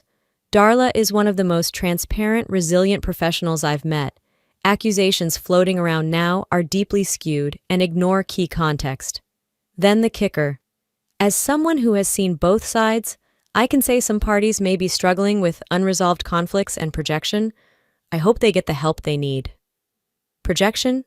Help. He was saying I was unstable. Coming from the man who helped launder nearly $500,000, it was almost comedic. But I wasn't laughing. I sat at my kitchen table, heart slamming against my ribs, rereading his post while rage simmered so hot I could barely think. My phone buzzed again, another message from a former co-worker. Saw what Denton posted. I'm so sorry. He always played both sides. We believe you. But belief didn't fix the betrayal. I stood up too fast, the chair scraping across the tile floor, and grabbed the nearest plate from the drying rack. It shattered against the kitchen wall before I even realized I'd thrown it. Shards sparkled in the evening light, scattered across the tile like pieces of the person I used to be. Quiet, composed, careful. Not anymore. I pressed my forehead against the fridge and closed my eyes. The weight was real now, not just emotional, but reputational. They weren't just trying to discredit my story, they were trying to burn down everything I'd built to tell it. But life, funny enough, knows when to throw a curveball back. Because that same night, at 11:42 p.m., a message arrived in my inbox from a Gmail I didn't recognize. Subject: Payroll ghosting Whitmore files. No greeting, no sign-off, just one sentence. Check Darla's signature on the 2019 Q4 payroll entries, compare to Denton's. You'll find they signed off on hours billed to employees who didn't exist. Attached, 6 PDF files. Payroll summaries, fake names, time cards logged by contractors with no social security numbers. All tied to accounts funneled through the very same Nevada holding firm. The sender remained anonymous, but the metadata was clean. Someone on the inside. Someone who had seen it all and finally snapped. I downloaded every file and dropped them into the legal folder Clara and I had been building. Then I opened a video call with her. When her face popped up, I didn't say hello. I said, "They faked payroll. They used ghost employees." Her lips parted in silence. I continued, "I have the documents, all of it, with signatures." She nodded slowly. "Maura, this changes everything." I looked at myself in the tiny video square. Hair messy, eyes bloodshot, a healing cut from where I'd grazed my hand on broken porcelain. But my voice? Steady, low, final. "They wanted a war," I said. "Now it's official." The following morning, sunlight filtered through the kitchen blinds like it hadn't dared do all weekend. I sat with black coffee, no milk, no sugar, just the bitterness I needed to match the task ahead. Clara met me at her downtown office, her heels clicking like a gavel against the marble floor. She didn't smile when she saw me. She didn't need to. We reviewed everything: emails, bank records, that whistleblower PDF dump. She flagged 3 areas immediately: fraud, negligence, and defamation. Then she pulled out a thick folder and slid it across the table toward me. "This is the motion," she said. "Once you sign, we're all in." My fingers hovered over the pen. I wasn't scared. I wasn't hesitant. I was tired of fighting invisible wars. I signed. By noon, the formal complaint was filed with the District Civil Court. Maura Whitmore versus Whitmore Construction, Inc. and associated board members. We submitted the whistleblower files to the state attorney's office. Clara had connections. They didn't go unnoticed. 3 days later, subpoenas were issued to Darla and Leonard. The IRS opened an inquiry into the firm's past 3 years of tax returns. I received an email from Clyde, the former operations director who resigned quietly last year, saying he'd seen discrepancies in payroll back in 2020. He attached a sworn statement, notarized and time-stamped. He ended it with, "I'm sorry it took me this long." By Friday, it hit the news. I didn't speak to the press right away. I let the filings speak first. Then came the pre-recorded interview with KTEX News. The studio lights were hot, the camera guy smelled like cheap cologne, and the producer asked me 3 times if I was sure I wanted to go on record against my own family. I said, they stopped being family when they turned my loyalty into liability. When the camera rolled, I kept my voice measured, my hands still.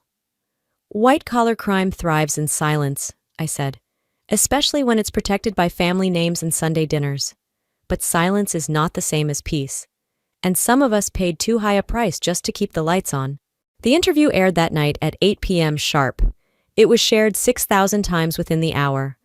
That weekend, reporters parked outside my building. I ignored them. Former employees started emailing me, people who had been laid off, bullied, written up for imaginary mistakes. One wrote, "We always wondered why Darla got promoted so fast." Another said, "They told us you'd abandoned the company. Glad to know the truth." On Monday morning, Judge Elena Ruiz issued an emergency freeze on the firm's primary assets. No transfers, no bonuses, no golden parachutes. That same hour, Darla was suspended from her executive role pending review. Leonard posted bail on an unrelated tax evasion charge. He left the courthouse wearing sunglasses and a golf hat like it was a game. But I wasn't playing anymore. As I walked up the courthouse steps for my deposition, they were coming down. Leonard didn't look at me. Darla tried to. She opened her mouth like she had something rehearsed. I didn't stop to hear it. I walked past them like I'd never met them. Not because I hated them, but because they made the choice to treat me like a stranger. And I finally believed them. That evening, I sat alone on my balcony, watching the wind push the clouds westward.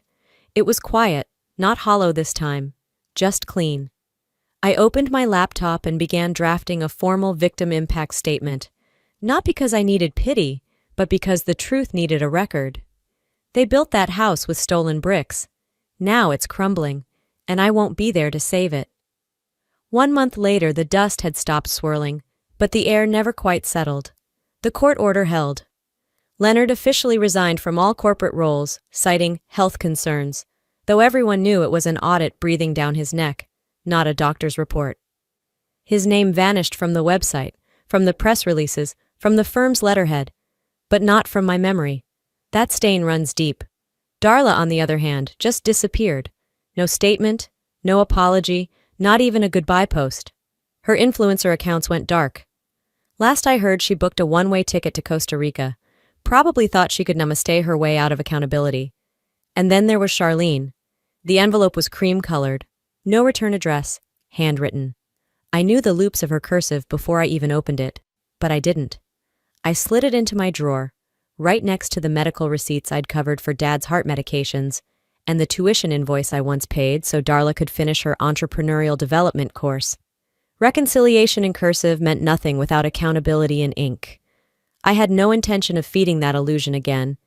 Instead, I put my time where it could matter, where silence hadn't taken root like rot. I started something new, small, focused, an advisory group for professionals like me, people burned by family-run companies, people who gave too much and got labeled ungrateful for daring to want boundaries. The first meeting had 4 of us. By the third, we were 23, and then came the invite that stopped me cold. TEDx Texas, would you be interested in sharing your story? At first, I stared at the email like it had landed in the wrong inbox. Me? Talk about this? Publicly? But then I remembered the silence that tried to strangle me, and how close it had come to winning. So I said yes. The event was held in a repurposed school auditorium in San Marcos. Nothing flashy, folding chairs, chalkboard signs. But when I stepped on stage, under that single warm light, something cracked loose inside me. The talk was called, "When Your Family Becomes the Fraud." I didn't rehearse it like a TED veteran. I told it like a witness, like someone who had clawed her way out of a fire others insisted didn't exist. Afterward, a man in his 50s came up to me, red tie, trembling hands. He introduced himself as Clyde. "The operations director?" I asked. He nodded. His eyes shined but didn't spill. "I stayed quiet too long," he said. "But you said what so many of us couldn't." I shook his hand. "You gave your statement when it counted. You still showed up." We stood there in silence. But it wasn't hollow this time. It was full, with understanding, maybe even peace. Weeks passed. Life began to take shape again. I wasn't rebuilding. I was building something different. And then, one morning, while scrolling for apartments to help a friend relocate, I saw it. My childhood home, listed for sale. The listing described it as Charming, but in need of care. The photos showed cracked gutters, overgrown ivy, a front porch leaning a little too far forward, like it knew it had nothing left to hold up. I didn't feel vindicated. I didn't feel victorious. I felt done. They built it with money I gave them, I whispered, and lost it without me. I closed the tab. That chapter wasn't mine anymore. Instead, I found my place in a park, on a mild spring afternoon, holding a DSLR camera that wasn't even mine. A local high school had asked for community volunteers to help their students with an art project. I had no formal training, just a steady hand and an eye for clarity. A group of teens fumbled with lighting and focus. One kid dropped his lens cap for the third time. "Guess I'm not cut out for photography," he muttered. I grinned. "Everyone starts off blurry. It's what you do next that sharpens the picture." He laughed, embarrassed but warmed, and then his friend handed me a camera that had glitched mid-shot. I took it gently, tapped twice near the shutter, and smiled when it blinked back to life. Sometimes the damage just needs attention, not repair, not reversal, just acknowledgement that it happened. I framed the next shot, angled toward the light. This wasn't the life I thought I'd have. No Sunday dinners, no inheritance, no phone calls from parents asking how my day went. But for the first time, it felt like mine. I didn't win because they lost. I won because I finally chose myself. Sometimes walking away is the most powerful thing you can do. Not every apology will come. Not every family story ends with a group hug or a shared holiday meal, and that's okay. What I learned through all of this, through the lies, the silence, the unraveling, is that self-respect is not selfish. Setting boundaries doesn't make you cold, and choosing peace over dysfunction, that's not betrayal, that's growth. Maybe you've been in my shoes. Maybe your scars aren't financial but emotional, words that cut, loyalties broken, trust that never came back. If that's you, I see you. You're not alone.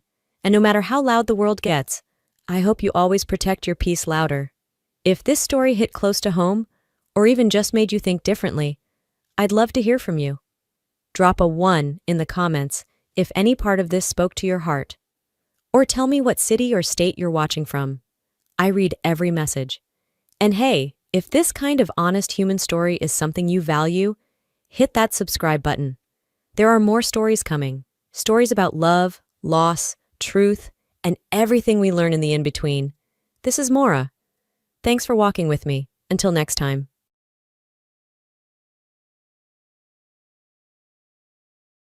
Hi there, I'm Delphine.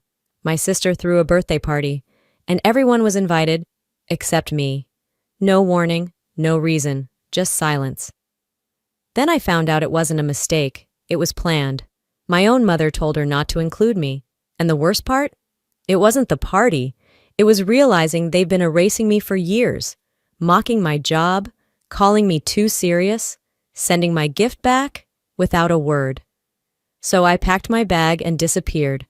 But what happened after I left? Let's just say, when the truth came out, the party didn't just fall apart. It exploded. It was a slow Saturday morning in Asheville. I was still in my robe, standing barefoot in the kitchen, waiting for the kettle to finish its familiar whistle. The soft hum of cicadas filtered through the window screen, and for a second, everything felt comfortably quiet. I reached for my phone to scroll, something mindless while the coffee steeped, but the first post on my feed stopped me cold. There she was, Marla, my sister, grinning in a group selfie at pre-birthday brunch. Filtered sunlight washed over their table full of mimosas, flowers, and at least 12 faces I recognized. My stomach dropped before my brain caught up. I blinked, then I scrolled. Another angle, another shot of Marla holding up a birthday babe card. Still nothing from me, no invite, no heads up, not even a wish you were here. I stared at the photo a little too long. Then I closed Instagram. Reopened it. Same photos, same knot in my chest. I flipped over to my texts. Nothing new from Marla. I scrolled back through our last conversation, 2 weeks ago, me asking if she wanted to grab lunch when I was free on a Tuesday. She left it on read. I sat down at the kitchen table and held the mug like it might offer an answer. Surely it was a mistake. Maybe it was last minute. Maybe it was a surprise thrown by friends. I opened the group thread with our cousins. No messages there either, but Odessa had posted a story. The same damn brunch. Only this time I could hear Ramona's voice in the background, laughing. I sent Odessa a quick message. Hey, random question. Was that brunch for Marla's birthday? Her reply came 10 minutes later. Yeah, kinda last minute. They said it didn't make sense to invite everyone. Aunt Ramona told Marla not to bring heavy energy into the day. I stared at that line. Heavy energy. Right. I didn't answer Odessa. There was nothing left to say. By noon, I'd talked myself halfway out of being hurt. Maybe they wanted something more upbeat. Maybe I'd been distant lately.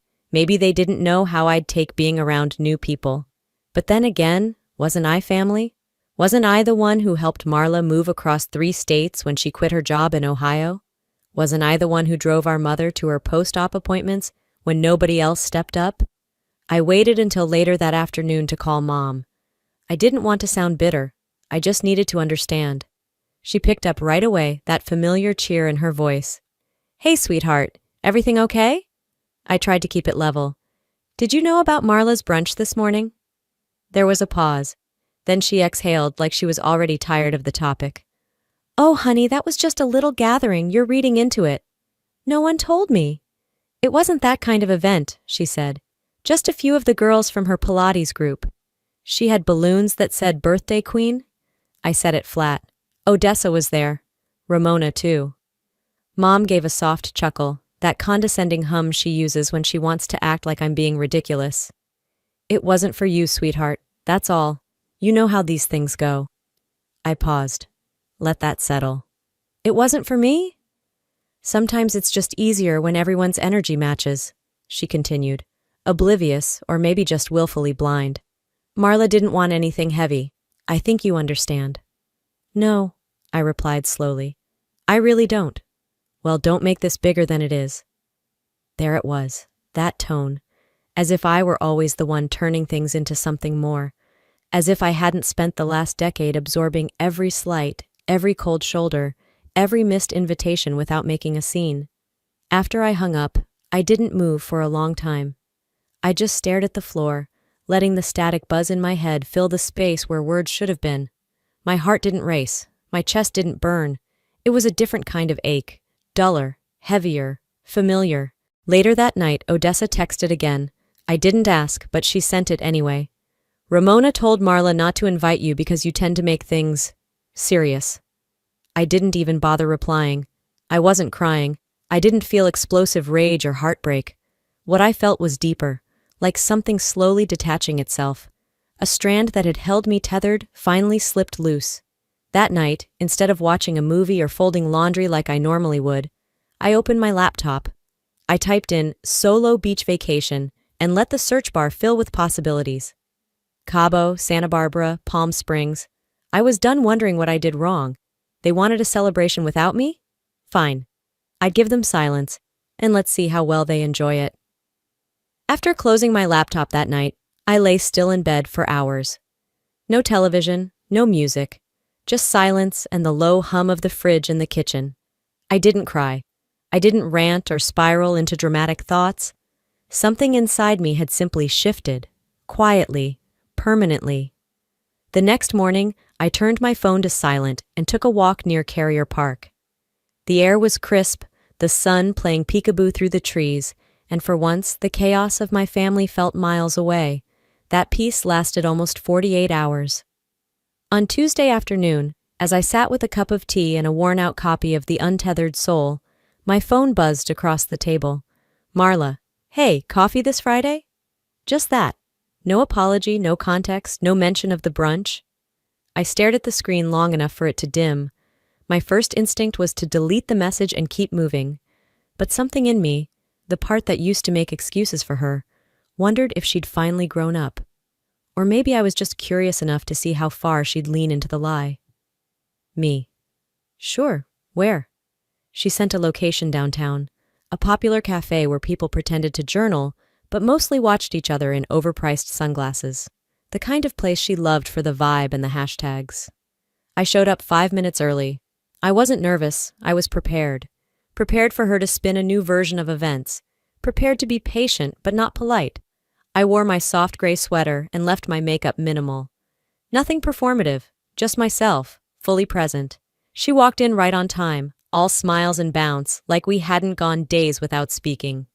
"You look refreshed," she said, sliding into the chair opposite me. I tilted my head slightly. "Thanks."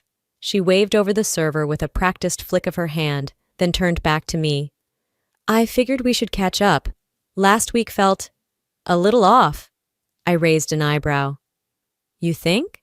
She leaned back with that signature sigh she used in high school when I asked too many questions. "Look, I didn't think the brunch would interest you. It was kind of a party vibe. You're not really the party type, Delph." There it was, the jab wrapped in silk. I took a slow sip from my mug. "So I don't vibe with mimosas and fake laughter?" Marla smirked, but her eyes flicked away. "You always read too much into everything. You could have just said, 'Hey, I want to come.' You're my sister. I didn't think I had to ask for an invitation." She shrugged. "You've just always been more intense. I wanted the day to be light." I let the silence sit. I wanted her to feel it, but she filled it anyway. "Don't get all worked up again," she added, trying to laugh. "Remember when I told that story about your therapy stuff? Everyone thought it was hilarious." I stiffened. "Which story?" I asked, though I already knew. "Oh, that dinner thing at Jen's house? I told them how you always give people, like, emotionally correct homework," she said, putting air quotes around it. "I even did your calm voice. And how did that make you feel?" She chuckled. "It killed." She actually thought it was funny. I remembered that night. I'd felt off, like the energy had shifted. I just hadn't known she'd weaponize my work for sport. "You mocked my clients," I said, my voice even. "You turned what I do into a joke." She blinked. "Come on, it wasn't that deep. You're being sensitive." That word, sensitive. My palms curled against the ceramic mug. I kept my breath steady. "Marla," I said, "if being self-aware and emotionally literate makes me a buzzkill, then I'll gladly be the rain on your fake parade." She blinked. "It was just a party." "No," I said quietly. "It was just your way of reminding me that I've never quite belonged at your table." We sat in a silence that wasn't peaceful. It was performative, her trying to decide what mask to put on next. She reached for her purse like she was already bored. "Well, don't be dramatic. I was just trying to include you again." I stood up. "Don't. You excluded me on purpose. And now you want a gold star for offering lukewarm coffee?" She rolled her eyes. "God, you really are exhausting sometimes." I didn't respond. I didn't need to. I placed a $10 bill on the table, mine and hers, and walked out. The fall breeze hit me square in the face as I stepped outside, but I welcomed it. At the crosswalk, I pulled out my phone and typed 5 words. Last-minute vacation deals for one. Back at my apartment, the hallway felt longer than usual. I tossed my keys onto the kitchen counter and slid my coat off with one hand while pulling my laptop from my tote with the other. I didn't even turn on the lights. Just the faint blue glow of the screen illuminated the living room as I settled on the couch with a glass of Merlot and a faint, familiar ache behind my ribs. The search tab was still open. Beach destinations, spa resorts, single traveler packages. I bookmarked a page for a boutique resort in Palm Springs. Ocean adjacent, but not too touristy. It looked warm, detached, like exactly where I needed to be. But before I could book anything, my brain started doing that thing again. Unpacking memories I never asked for. I remembered a Thanksgiving dinner 3 years ago. We were at Aunt Ramona's place, a long table crowded with overcooked stuffing, half-warm casseroles, and a room full of voices trying to talk over one another. Someone had just asked about my love life, joking, I think, but the kind of joke that was never actually light. And Ramona, with her perfect lipstick and snide timing, raised a glass and said, "Delphine? She's still single because she's too intense. She makes everything a therapy session." Everyone laughed, even Mom. I smiled then. I really did. I played it off with a little eye roll and a sip of wine, but inside it stuck, like a shard I'd never been able to dig out. I remembered how I looked down at my plate and couldn't taste a thing after that. I took another slow sip of my wine and clicked on another resort ad, but the next memory came before I could stop it. Odessa's voice this time, in a quiet kitchen at one of our cousins' weddings. She'd pulled me aside almost apologetically and said, "Just so you know, your mom told Marla not to invite you to her engagement party. She said you'd overanalyze everything and make it awkward." I'd brushed it off in the moment, told Odessa it was fine, I probably would have skipped it anyway. But I remembered going home and staring at my phone, wondering how many other things I'd been strategically cut from. So no, it wasn't just a birthday brunch. It was a pattern, a quiet removal, a way of making me feel like an accessory they could leave behind when the room didn't call for depth. The phone buzzed against my leg. A new message from Mom. Corliss. "Hope you and Marla cleared things up. Let's avoid more drama, okay?" I didn't respond right away. I let the words sit there, dry and shapeless. They sounded like peace, but tasted like blame. I hadn't heard those exact words in years, but I could hear the old ones hiding beneath them. "You've always been the one to ruin the mood." They used to say it when I cried at Grandma's funeral, while everyone else posed for family pictures. When I brought up Dad's absence during Christmas and got the "why can't you just enjoy today" treatment. I'd spent a lifetime absorbing these messages. They never screamed, but they built a prison just the same, one soft jab at a time. I closed the text and opened a blank page in my journal. "I've been the emotional sponge for this family long enough," I wrote. "I'm done playing the part they cast me in." Then, with my heart thumping at a calm, even pace, I went back to the booking site. This time I didn't browse. I chose the Palm Springs resort with the soft linen bedding and ocean view balcony. I entered my credit card information, clicked confirm, and watched the screen flash with a booking number. It felt like I'd just signed a declaration. Not of war, but of freedom. I sat still for a moment, letting it all land. The silence wasn't heavy anymore. It was mine. Before bed, I opened my photo folder and scrolled to the saved brunch pictures Marla had posted. There was one where she was laughing with a flute of champagne in her hand, surrounded by women wearing florals and fake smiles. I selected them all. Deleted. Then I closed my laptop and whispered aloud, to no one but myself, "Let's see how it feels to disappear on purpose." The next morning, I made my usual cup of coffee but didn't drink it. I left it on the counter, untouched, as I sat on the edge of the bed scrolling through emails. Nothing urgent. A newsletter from my yoga studio, a sale on compression socks, a receipt from the resort, and then, almost as an afterthought, a Venmo notification. "Marla sent you $135. Note, for the necklace, didn't match the vibe." No, thank you. No, I appreciate the gesture. Just that. Didn't match the vibe. I stared at the screen like it had spoken out loud. She didn't return the necklace, just the money. A refund. Like I was a failed transaction. I remembered picking out that necklace. It was delicate, custom-made, sterling silver with 3 small birthstones, mine, hers, and our late grandmother's. I'd spent weeks deciding on it. I'd written a small note in the box, too, because some ties aren't just blood, they're choice. She didn't even mention the note, didn't ask if I wanted it back, just wiped it away with a refund. I locked my phone and sat in silence, my fingers resting lightly on my knees. I knew better than to expect grace, but even still, that stung in places I thought had gone numb. Later that afternoon, while folding laundry and trying not to think, Odessa's name flashed across my phone. Odessa. "Just so you're not blindsided, they moved the party up. It happened last night." I froze mid-fold. I opened Instagram and typed Marla's name into the search bar like it owed me answers. The first story hit immediately. Her beaming, arms around a cluster of people, balloons floating behind her. "Surprise pre-birthday bash!" There were over 50 people there. I counted.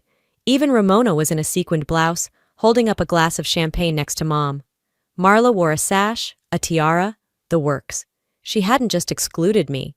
She'd rescheduled the whole event, so I wouldn't come.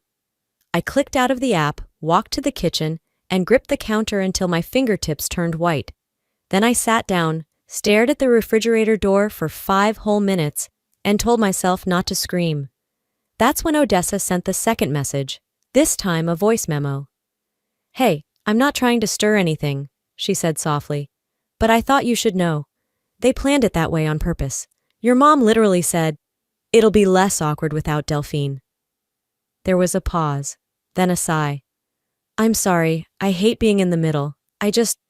Didn't think it was fair not to tell you. I played it again, and then I deleted it. Not out of anger, but because I refused to let it live in my phone like some invisible bruise I'd poke over and over. Instead, I opened Airbnb. I'd already booked the resort. Now I needed peace for the in-between. I chose a small house just outside Palm Springs. It had white stucco walls, an outdoor shower, and a cactus-lined driveway. I paid in full, added no guests, and clicked confirm. I didn't post about it, didn't even save the confirmation email to my main folder, but I opened my journal. They edited me out, I wrote. Let's see how they do when I truly go missing. That evening, as the sun dropped behind the Blue Ridge Mountains, I laid my suitcase open across the bed. I pulled a few dresses from the closet, nothing flashy, just linen and cotton and a bathing suit that still had a tag on it. Before zipping it shut, I grabbed my charger, my book, and one final thing, the tiny photo of Grandma that I kept taped behind my mirror. She would have told them all off, I thought. I didn't cry. I just folded the image into a scarf and tucked it in the side pouch. Then I looked at my reflection, at the woman who'd once begged to be included, and said it aloud. They wanted me invisible. Let me give them what they asked for. The sky was still heavy with night when I zipped my suitcase shut, slid on my sandals, and tucked the scarf into the side pocket. The one I always used for important things. The scarf wasn't fancy, just soft, and it held Grandma's photo, carefully folded inside. A quiet anchor. I didn't send a text. I didn't write a note for the fridge. I didn't pause in the hallway to listen for a sign, a voice, a reason to stay. I simply left, closing the door behind me as gently as I could, as if to say goodbye without needing to be heard. Outside, Asheville was still asleep. The morning air was cool and still, painted with a faint lavender hue where the sky flirted with dawn. I wheeled my carry-on across the porch and down the steps, each click of the wheels echoing louder than my thoughts. At the airport, the line was short, a blessing I didn't ask for, but took gladly. By the time my flight taxied to the runway and lifted off the ground, the sun had spilled over the Blue Ridge Mountains, stretching light across the clouds like a silent promise. I didn't look back. I didn't open my messages. I just reached for my phone and switched it to Do Not Disturb. That, too, was a kind of takeoff. Dallas was just a layover, but it could have been another life. I moved through it like a ghost, quiet, intentional, untouched. When I boarded my second flight to Palm Springs, I sat by the window, let the warmth of the rising sun seep through the glass, and finally exhaled. Touching down in California felt like stepping into another dimension. The heat was dry, sure, but it wrapped around me like something familiar, yet entirely new. I squinted up at the sky. It was wider here. Or maybe I just felt smaller, in a good way. You can fly across the country and still carry the same baggage, I thought, tugging my tote strap higher on my shoulder. But maybe this time I won't unpack it. At the resort, the concierge greeted me with a smile that was a little too practiced and a tray of lemon water. I took the glass, not because I wanted it, but because I could. A choice. Mine. My suite was quiet elegance. Crisp white sheets, a massive window that opened to a view of the hills, and a balcony that looked like it had been built for peace. I dropped my bag without ceremony and stepped onto the balcony, stretching my arms like wings. I didn't need anyone to know why I was here. I just needed to remember that I'd chosen to be. The afternoon passed like a song I didn't have to learn. I slipped into a swimsuit, found a lounge chair near the pool, and let my book fall open beside me. I wasn't reading. I wasn't thinking. I was just there. And then the buzz. My phone vibrated twice, sharp and unwelcome against the fabric of my towel. Marla. The message read, "Heard you're traveling. I figured you wouldn't come anyway. Not everyone needs you all the time, you know?" That was it. No emoji, no question. Just a sentence soaked in the kind of sugar that leaves your mouth dry. I stared at it, once, then again. A laugh broke out of me, quiet, hollow, but honest. I hadn't expected rage, or sadness, just this strange, exhausted clarity. I whispered to the breeze, "Not everyone deserves me either." I didn't answer. Didn't need to. Instead, I opened my gallery and took a picture of the drink on the table beside me. Bright orange, silly umbrella, my toes in the bottom corner, ocean in the background. I didn't post it. Not yet. I let the words in her message sit beside me like someone I didn't invite but couldn't quite make leave. That voice. It wasn't new. It echoed with something I'd heard before. Years ago, at one of Mom's anniversary dinners, after another emotional cleanup session following one of Marla's outbursts, Odessa had leaned in and said it like it was the weather. "You know you're the emotional trash bin for this family, right?" I'd blinked at her. "Excuse me?" She didn't flinch. "Everyone dumps their drama on you, their shame, their resentment. You're the sponge, Delphine. You soak it up so they don't have to look at their own mess. Then you wring yourself out in time for the next gathering." I hadn't known what to say then. But now, here far away, held by sunlight and silence, I understood. They weren't just careless. They were conditioned. And I had allowed it. Until now. After a long soak in the tub, I wrapped myself in the resort's robe and tied my curls up. I scrolled through spa options and booked the most expensive one. Massage, facial, lunch, everything. Why not? Then I did one more thing. I changed my phone's lock screen. 3 words, white on black. I am enough. Later, under the sun, I finally posted. The infinity pool. The mid-afternoon glow. My caption. Relearning how to belong to myself. It didn't take long. The screen lit up. Mom, Marla, Odessa, others. Missed calls. "Where are you? Call me. You need to stop this." I didn't reply. Instead, I walked to the beach bar, ordered something fruity and over the top, and asked for a blank postcard. Back in my lounge chair, I wrote just one sentence. I choose me this time. And for the first time in a long time, that felt like the only truth that mattered. The postcard still sat on the nightstand beside me, curling slightly at the edges from the ocean breeze I'd let sweep through the room all night. I hadn't sent it. I didn't need to. It wasn't for them. It was a strange kind of peace, waking up without bracing for the first message, the first slight, the first apology that's not an apology. Instead, sunlight spilled across the floor, warm and soft, and I opened the blinds with a smile that felt unstolen. I brewed a cup of hotel coffee, carried it out to the small patio, and let my bare feet rest against the cool tile.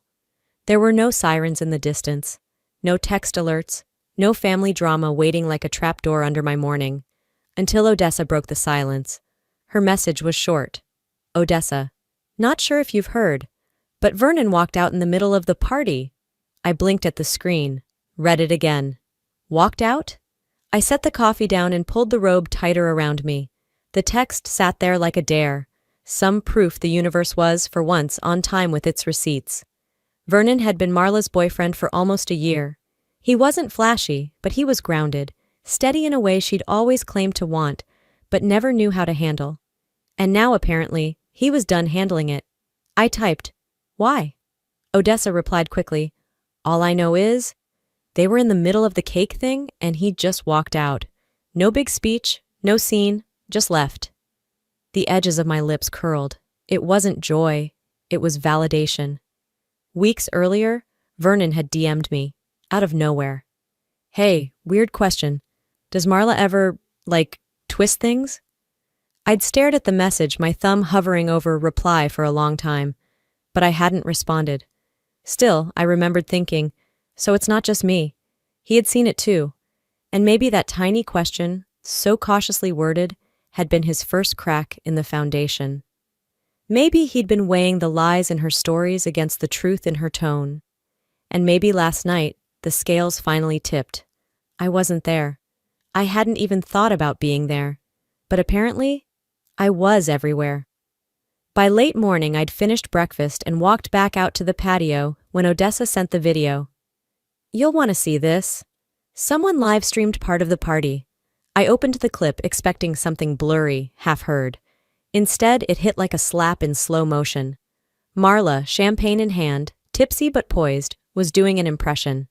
Of me. Therapist's voice, slow breathing, mock empathy. "How do you think that made you feel, Marla?" she said in a sing-song tone, pretending to cradle a notebook and frown like a cliché. The room laughed, loud, unfiltered. In the background, Corliss stood silently beside the buffet, sipping wine, saying nothing. I didn't finish the video. I didn't have to. The audience had clapped. The performance had landed.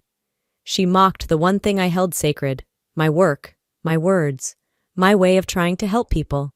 And she did it while I was hundreds of miles away, trying to stitch myself back together. I deleted the video and placed the phone screen down. No rage, just air, space, quiet. Later, as the sun softened into late afternoon, I posted another photo. A sunset reflected off the pool's surface, framed by palm trees.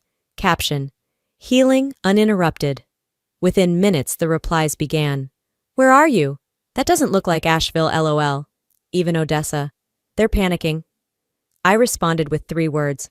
Let them panic. Because for the first time, their chaos didn't belong to me.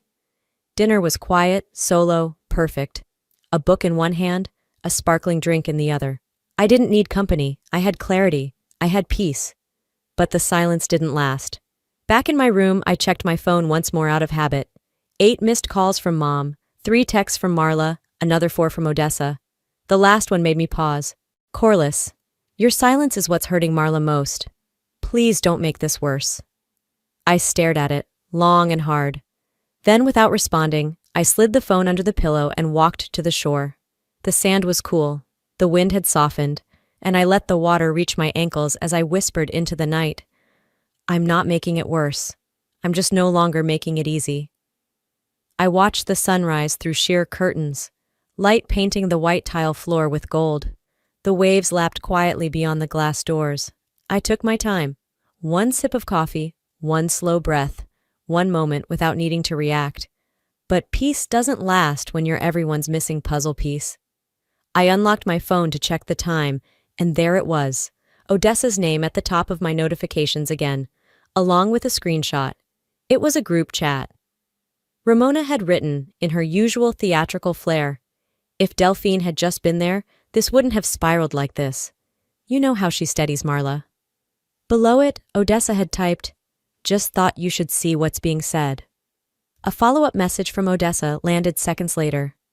Sorry, I didn't agree, just didn't want you blindsided. I leaned back into the pillow and stared at the ceiling fan turning slow overhead. There it was, the familiar shift of blame. They couldn't get their perfect evening, so naturally, blame the person who wasn't even there. I didn't respond. A few hours later, my phone buzzed again. This time it was a FaceTime call from Corliss. I let it ring through once, twice. Then I picked up. Her face filled the screen, eyes tight, mouth too calm to be sincere. Hey, baby, she said gently, like I was a skittish cat. I didn't say anything. Look, she continued, voice trembling like she'd rehearsed it in front of the mirror. I know things have been tense, but this isn't the time to dig our heels in. She's a mess, crying nonstop. Vernon won't pick up her calls. Everyone's shaken. I took a long sip of my orange juice. Uh-huh. Her tone shifted, like flipping a switch. You've always been the one who kept the peace, Delphine. You're the fixer. We need you. Marla needs you. Twist the knife, why don't you? I stared directly into the camera. I didn't run, Mom. I left. There's a difference. She blinked. That's not fair. No, I cut her off. What's not fair is asking me to clean up a mess I wasn't invited to. Silence. Her jaw tightened. Her eyes darted off screen, maybe checking to see if anyone overheard. Don't make this worse, she said finally. There it was again. That phrase. Like I was the problem. Like my absence had undone an entire party, an entire family. I ended the call without saying goodbye. Later that afternoon, I lounged poolside with a book in my lap, the sun warming my legs, when Odessa messaged again. Heads up, Marla's telling people you're jealous, that you're spiraling, unstable. I let out a sharp breath. Not quite a laugh. Of course she was. When Marla couldn't control the narrative, she'd burn the script and write a new one. One where she was the misunderstood heroine, and I was the dramatic sister unraveling in the background. I opened Instagram. Sure enough, there it was. A blurry picture of her with the caption, "Surround yourself with light when others bring storms." And the comments, vague enough to slip under scrutiny, but knowing eyes could see the target. She's always been extra. Sometimes people show their true colors. I'm sorry you're going through this. I felt nothing. Not rage, not humiliation, just clarity. Like the final puzzle piece snapping into place and confirming the picture I didn't want to admit I'd been seeing for years. I pulled up my contacts, scrolled to Corliss's name, hovered for a second, and hit block. Then Marla's name. Typed a message. If your version of sisterhood is exclusion and slander, consider me relieved of duty. Deleted it. Blocked her too. Finally, I messaged Odessa. Tell them I won't be answering anymore. I've given enough. That was it. No paragraphs, no emotional epilogues, just a decision. The breeze carried a faint smell of sunscreen and salt as I closed my phone and booked a sunset cruise departing in 2 hours. I needed to be near the water again, somewhere without voices tugging at my conscience. As I fastened the clasp of my sandals and grabbed my tote, Odessa's final message came through. You're not going to believe what Grandma just said. I paused, smiled, and typed back. I'll believe it when I hear it. The boat rocked gently under me, a rhythm I hadn't known I'd craved until I leaned into it.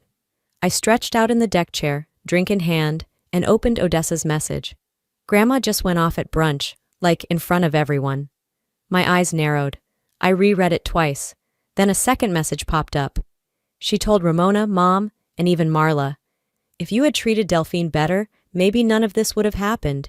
You pushed the one steady person out, and now look at the mess you're in.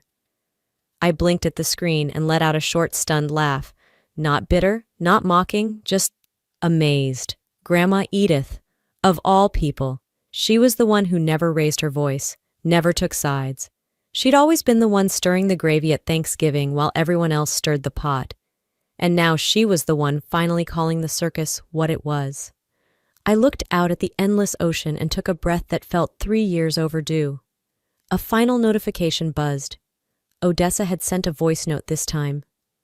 Also, her voice whispered, like she didn't want anyone hearing, Grandma found out you weren't invited on purpose. She's livid. She told Mom. So you lied to me too? I sat up straighter, my mind pulling at an old thread. Of course. Months ago I'd overheard Corliss whispering to Marla at a family gathering, low enough to pretend it wasn't meant for me, but just loud enough to sting. Don't let Grandma know we left Delphine out. You know how she gets about fairness. Back then, I'd let it slide. Or thought I had. But now that memory echoed like a bell inside my ribs. The truth had finally come up for air. I didn't feel vindictive. I didn't feel the urge to blast it across social media or screenshot it to my therapist. I felt still. Like the fight had ended and I wasn't the loser or the winner. I was simply no longer in the ring. Back at the resort that evening, I didn't upload a photo. I didn't post a caption. I didn't reply to Odessa or Grandma or anyone else. Instead, I opened my journal and wrote in neat, deliberate cursive. They edited me out. Now I'm no longer waiting to be written back in. I'm not waiting for them to catch up. I've already gone. After I closed the journal, I went to my texts and deleted the family group chat without hesitation. The screen looked cleaner without it, like wiping off a mirror fogged from years of holding in my breath. Later that night, Odessa forwarded a short email Grandma had sent her to pass along to me. I opened it while curled under the thin resort blanket, the hum of the AC soft and steady in the background. Subject: just so you know, Delphine, I'm sorry. I'm sorry they made you the strong one. The one who always absorbed, always adjusted. I should have seen it. I should have asked better questions. You deserved more than what they gave. More than what I allowed them to give. Whatever you do next, know I love you. I see you now. Love, Grandma Edith. I didn't cry. Instead, I saved the message in a folder on my phone titled, Proof I'm Not Crazy. Then I whispered like a benediction, Thank you. It wasn't reconciliation, but it was recognition. And that was enough. The next morning, I extended my stay at the resort. Just one more day. Not because I was hiding, but because I was no longer rushing toward anything. I walked down to the spa lounge with my tea and stared out at the poolside palms swaying in the breeze. My phone vibrated once in my pocket. A direct message had come through from a cousin I hadn't spoken to in years. Whatever really happened, just know, some of us are proud of you. Not everyone believed the noise. I read it 3 times. I didn't need it, but I appreciated it. I typed my reply slowly, choosing my words like they mattered. One day I'll tell my side, but not today. I put my phone away and let the moment stay mine. The ocean was gentler that morning. I sat at the edge of the infinity pool, my feet trailing through the water as the horizon melted into soft blues and golds. My suitcase was zipped and waiting by the sliding door upstairs. My flight home was in 4 hours, but I wasn't rushing. Not today. I sipped the last of my tea, lukewarm now, and leaned back into the lounge chair, letting the final rays of vacation sun warm my skin. My phone buzzed once in my bag. I didn't check it right away. Eventually, curiosity won. I unlocked it to see Odessa's name across the screen. A screenshot, a group chat I wasn't part of. I enlarged the image. Ramona. Delphine's absence is the reason this spiraled. If she had just shown up... Corliss. We're trying to move past it. Please stop dragging this out. Marla. I'm not the villain here. She's been dramatic for years. This isn't new. I stared at it, the same way you might stare at an old bruise, knowing how it got there, but no longer flinching. I left the message on read. No replies, no inner monologue, no rise in my chest. Just quiet. They were still talking about me, still trying to find a place to lay blame, still spinning the wheel of guilt and hoping it landed on my name. But I wasn't on that board anymore. I stood and padded back into my suite. I had a few minutes left before checkout. I opened my journal for one last entry. I left for peace. I'm not returning for chaos. Simple, true, enough. By the time I reached the airport, the vacation haze had lifted but hadn't disappeared. Palm Springs had worked something loose in me, like shaking sand out of the folds of a closed towel. The residue of years, shaken free. I landed in Asheville just after sunset. The air was cooler, more grounded. There were no palms, no salted breezes, but there was still a softness to it. At the grocery store near my apartment, I picked up essentials: milk, tea, fresh greens, a small bouquet of sunflowers. At home, I watered my plants, swept the floor, and tossed my laundry into the machine. The kind of chores that once felt like routines now felt like mine again. Not obligations, just life. There were no voicemails, no texts I hadn't already muted. I unpacked slowly, carefully, hung up the dresses I had barely worn, laid the scarf with Grandma's photo back behind the mirror, and then I noticed it. A small box at the door slipped through the mail slot sometime while I was gone. I recognized the handwriting immediately, familiar looping cursive, slanted slightly to the right. Inside the box, wrapped in tissue paper, was a silver bracelet. Not flashy, just elegant. Subtle etching on the inside. You are not too much. And a note. Delphine, I can't change what they did, but I can say this. Asterisk. You never had to fight to be seen by me. I've seen you all along. With love, Grandma Edith, asterisk. I pressed the bracelet to my chest and let the tears sit in my eyes without falling. Just warmth, not ache. I didn't reply. I didn't forward it to anyone. I didn't post about it. I just held the moment. That evening, I curled up on the balcony with a blanket, tea in hand.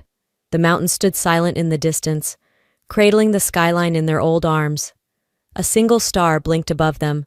I took a long breath in and let it out slowly. Not everything had healed. Not all the pain had disappeared. But it wasn't raw anymore. It was just part of the landscape now. Not something to hide. Not something to explain.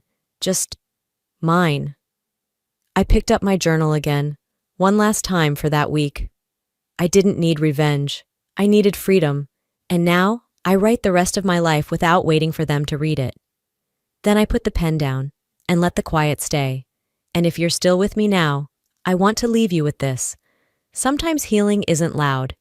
It's not a final confrontation or a perfectly tied bow. Sometimes it's walking away without needing to slam the door. Sometimes it's letting people misunderstand you and finding peace anyway. I used to believe that being quiet meant being passive, but now I know it can mean power. Silence isn't always weakness. In my case, it was finally my choice. So if you've ever felt overlooked, like the peacekeeper, like the one expected to carry more than your share, just know this. You don't have to keep proving your worth to people committed to misunderstanding you. You are not too much. You are simply too real for people who prefer pretend. Now I'd love to hear from you. Have you ever had to walk away from a family dynamic that no longer served you? Do you believe healing can happen without an apology? Or maybe you're still in the middle of your own story. Leave me a comment and tell me where you're watching from. If this story resonated with you, even just a little, type 1 in the comments so I know you're out there. And if you disagreed, that's okay too. I'd still love to hear why and where you're tuning in from. Don't forget to subscribe to this channel if you want more stories that speak from the heart, challenge toxic cycles, and honor the strength it takes to choose yourself.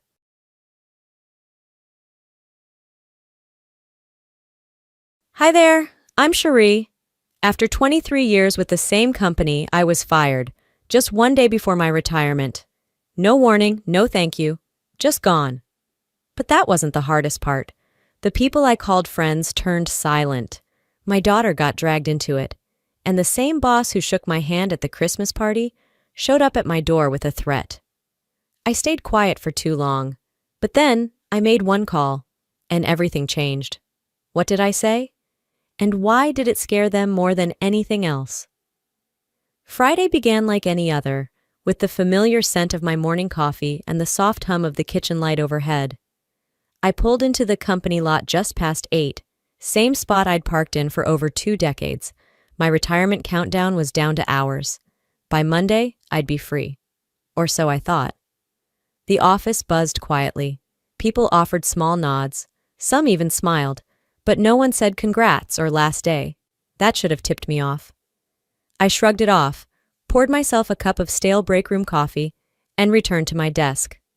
One final compliance audit to double-check, and I'd be done. I even had a lunch plan with Denise, though she hadn't confirmed yet.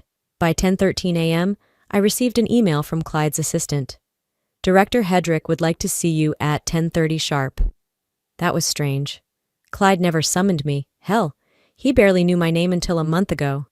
His office was all glass and silence, like a zoo exhibit for predators. He gestured for me to sit, then leaned back in his leather chair with the fake casual tone I'd grown to hate in executives. How long have you been with us, Cherie? 23 years. My voice was steady. My stomach wasn't. Impressive, really. He opened a manila folder with surgical precision. But, due to budget realignment, today will be your last day.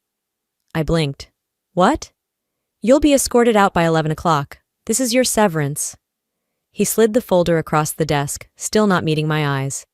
If you sign this by tomorrow, you'll receive 3 months' pay. 3 months? I looked at the folder but didn't touch it. My pension vests Monday. He exhaled like I was inconveniencing him. Look, this isn't personal. It's business. You've had a good run. I didn't speak, didn't scream. I stood up, straightened my blazer, and walked out. I didn't give him the satisfaction. Back at my desk, I packed slowly. My daughter's framed graduation photo. A mug that said, I survived Compliance Week 2011. My husband's photo. He died before seeing me reach retirement. I glanced around. No one made eye contact. Cowards. Janet from HR stood nearby, pretending not to cry. I'm sorry, she whispered. It is what it is. But inside, I was a ticking bomb. At home, I stared at the folder. 3 months' pay. In exchange for my silence, for walking away just before my pension activated, they'd planned this. Carefully. Clyde didn't just get lucky with timing, he struck with intention. It rained that evening. The kind of cold, biting rain that stung through your coat. I just finished making tea when the doorbell rang. I knew who it was before I looked. Clyde stood on my porch in that overpriced coat, holding a fresh set of papers. I thought maybe you'd prefer to talk without the office pressure, he said, as if this were a friendly visit. I'm not signing anything. You should reconsider. His tone dipped lower. A legal route would be unfortunate. I opened the door just long enough to say, leave. He placed the folder in my mailbox and walked away, shoes splashing in the puddles. I watched until he turned the corner. As I stood there in silence, watching him walk away, I didn't feel afraid, just ready. The next morning, I stood by the kitchen window, still in my robe, watching the clouds crawl low over the hills. I hadn't slept. Not because I was afraid, but because my mind refused to shut up. There was no denying it anymore. Clyde's visit wasn't a whim. It was part of something much bigger. And somewhere deep down, I knew they'd started laying this out long before yesterday. It brought me back to a conversation I'd buried. About a year ago, I'd handed in a compliance report that raised too many red flags in too short a time. Faulty expense approvals, conflicting vendor codes, irregular invoice numbers. It was technical, sure, but damning. I remember walking out of the meeting when Brenda Sabo from HR followed me down the hall. "You should probably slow it down," she said gently, as if she were warning me not to overwater my plants. "Excuse me?" Brenda glanced around before leaning closer. "Reports like that? They make people nervous." I remember laughing it off. People should be nervous. That's how you fix things. She didn't laugh with me. Looking back now, that was the first crack in the glass. Over the next few months, the more I reported, the less I heard back. I'd send memos to the senior VP's assistant. Silence. I escalated it to legal. I received a vague acknowledgement and never heard another word. Once I even copied Clyde on an email about backdated compliance logs. His reply? One sentence. "Please focus on your core responsibilities." By the time I hit my 20th ignored report, I started keeping copies for myself, at home, just in case. What I didn't expect was for the people around me to go quiet too. Dennis from finance used to grab coffee with me every Friday. Suddenly, he was always slammed. Elise, who once baked me a cake for my birthday, stopped replying to my team's messages. And Brenda? She was the one who haunted me most. 3 months ago, I'd tried to loop her into a follow-up on that original flagged report. Her email bounced back. "Out on personal leave," the auto reply read. Then came the whispers. "She's not coming back." Her office was emptied overnight. Don't ask about Brenda. I checked the company directory 2 days later. Her name was gone. No announcement, no farewell, just gone. I stared at the space where her door used to be, now reassigned to someone in procurement. That's when it hit me. This wasn't incompetence. This was calculated. They weren't just ignoring my warnings. They were removing anyone who listened. They weren't just ignoring me.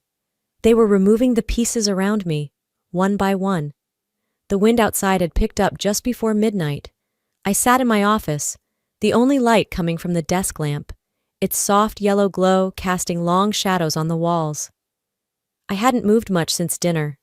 Just sat, thinking about Brenda, about how one by one every voice around me had gone quiet. The walls had ears, but none had mouths anymore. I reached under the lowest shelf of the bookcase and pulled forward an old family album. Behind it was a fireproof metal box, gray, heavy, and untouched for years. I'd first started storing documents in there after my third ignored report, not out of fear, out of instinct. Inside, I found rows of labeled folders, handwritten notes, printed email chains, meeting minutes, expense ledgers, flagged spreadsheets with margin scribbles in red. Some had my signature, some had others, and all of it painted the same picture. A company playing fast and loose with numbers to look more profitable than it really was. This wasn't paranoia. It was preparation. I spent the next few hours reviewing everything, laying pages across the table like pieces of a puzzle, only I had the patience to solve. Each document was a conversation no one wanted to have, a warning no one wanted to hear. And as I worked, I couldn't help but think of Harold. We used to joke we were the company's conscience. Birthday donuts in the break room, shared frustration over system crashes. Then one day, he stopped laughing, stopped talking. When I asked if something was wrong, he just said, "Don't get yourself noticed." Denise, too. She once brought me soup when I was out sick. Now she wouldn't even look me in the eye at the copier. These people weren't evil, they were scared. Just like Brenda had been, right before she vanished. By 3 a.m., I'd created 3 copies of the full file, labeled clearly, one for my own records, one for outside counsel, one I hadn't decided on yet, maybe a journalist, maybe someone in Washington, someone who gave a damn. I slid them into separate padded envelopes, sealed them tight, and wrote the date on each. Not a dramatic act. Not some grand gesture, just quiet steps toward the inevitable. I didn't have allies anymore, but I had the truth, and that would have to be enough. The envelopes sat neatly on the edge of my desk, like quiet witnesses. Dawn filtered through the blinds, and I hadn't slept more than 2 hours. But I didn't feel tired, just sharp. The kind of alertness that comes when the fear finally burns out and something colder takes its place. Decision. I poured myself a cup of coffee and sat down at the kitchen table. The phone lay next to me, screen dark. My thumb hovered over a contact I hadn't touched in years. Frank Jude. We'd worked together back when he was still CFO, before he took the SEC job. He always read my reports top to bottom, even when others called them overkill. He never said much, but he didn't need to. He acted when others stalled. I tapped his name. It rang longer than I liked, but he picked up. Cherie? His voice carried the weight of someone who already suspected why I was calling. I need to talk, I said. Not later. Monday. I figured this day would come, he replied quietly. Tell me what you've got. I didn't tell him everything, just enough to lay the groundwork, enough for him to know I wasn't exaggerating. I could hear him taking notes, already processing the legal landmines. We agreed to meet Monday morning. Quiet location. No trail. You sure you want to do this? He asked. They left me no choice, I said. By early evening, I was back at my old laptop, checking dates, comparing versions of internal reports. That's when I saw it. A new email. No sender, no subject. Just one line of text. You're not wrong. Check Q2 reports, June 14th. Signed, NQ17. I stared at the screen, my pulse suddenly spiking. This wasn't spam. Someone was watching, or helping, or both. I pulled up the files from that date, and it didn't take long. A revenue jump that made no mathematical sense, rubber-stamped by Martin Godwin. The same Martin who once called my concerns overly technical. It was right there. Backdated approval logs, signed the day after the report was supposedly finalized. By Sunday afternoon, I'd restructured the files with clean annotations, added side memos linking the forged entries, and highlighted every reference to Martin. I wasn't just building a case anymore. I was drawing a roadmap. I uploaded the backup files to 2 cloud drives and slipped the flash drive into my purse. If someone on the inside had just whispered the truth, then maybe I wasn't walking into that building alone after all. By sunrise Monday, I was already dressed and parked outside the federal building. The rain from yesterday had dried, but the air still carried the kind of chill that made your skin tighten. I wasn't nervous. I was done being nervous. It was time. Frank met me in the lobby and led me up to a small glass-walled conference room. 2 SEC agents sat waiting, their files already open. One introduced herself as Brennan, the other as Weston. Formal, but not cold. They listened, they took notes, and more importantly, they believed me. I walked them through everything. Timelines, signatures, forged approvals, and of course, the June 14th discrepancy tied to Martin Godwin. I showed them the email from NQ17. Brennan raised an eyebrow. That's internal, she muttered. We'll trace it, carefully. By the time I walked out of that building, I knew I'd done the right thing, even if it was going to get worse before it got better. That afternoon, I found 2 new voicemails and 1 email from Vardentech's legal team. All variations of the same offer, a short-term consulting contract with generous compensation in exchange for my signature on a confidentiality agreement. I could practically hear Clyde's voice in the fine print. Let's keep this quiet, Cherie. Be reasonable. Reasonable was for people who didn't have proof. I didn't respond. I forwarded the message to Frank, then powered off my phone. Later that evening, I pulled out my old company-issued laptop to cross-reference some files one last time. I hadn't used it since Friday, but something didn't feel right. The fan kicked on, louder than usual, even though no apps were open. I checked the processes, hidden services running in the background. And then I saw it. A shadow program logging every keystroke, every microphone access, every camera activation, all dated back at least 3 months. They'd been watching me. My breath caught for half a second, but rage overrode everything else. This wasn't just surveillance, it was violation. They knew what they were doing.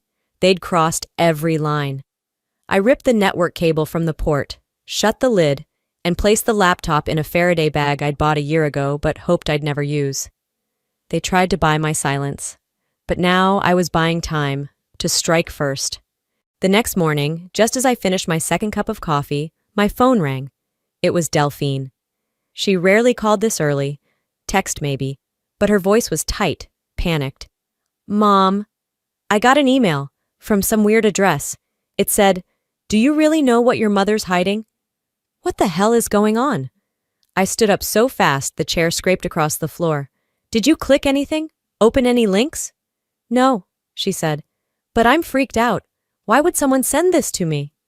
Forward it to me, right now, and don't respond to anything, no matter what comes next. That wasn't a scare tactic. That was a declaration of war. They didn't just want to silence me, they wanted to rattle me by threatening what mattered most. By late afternoon, Delphine was at my doorstep, coat half-zipped, face pale and lined with confusion. I need answers, she said, walking past me without waiting for an invite. We sat at the dining table. I watched her eyes scan my living room like she was looking for a truth I'd hidden in the furniture. Are you in danger?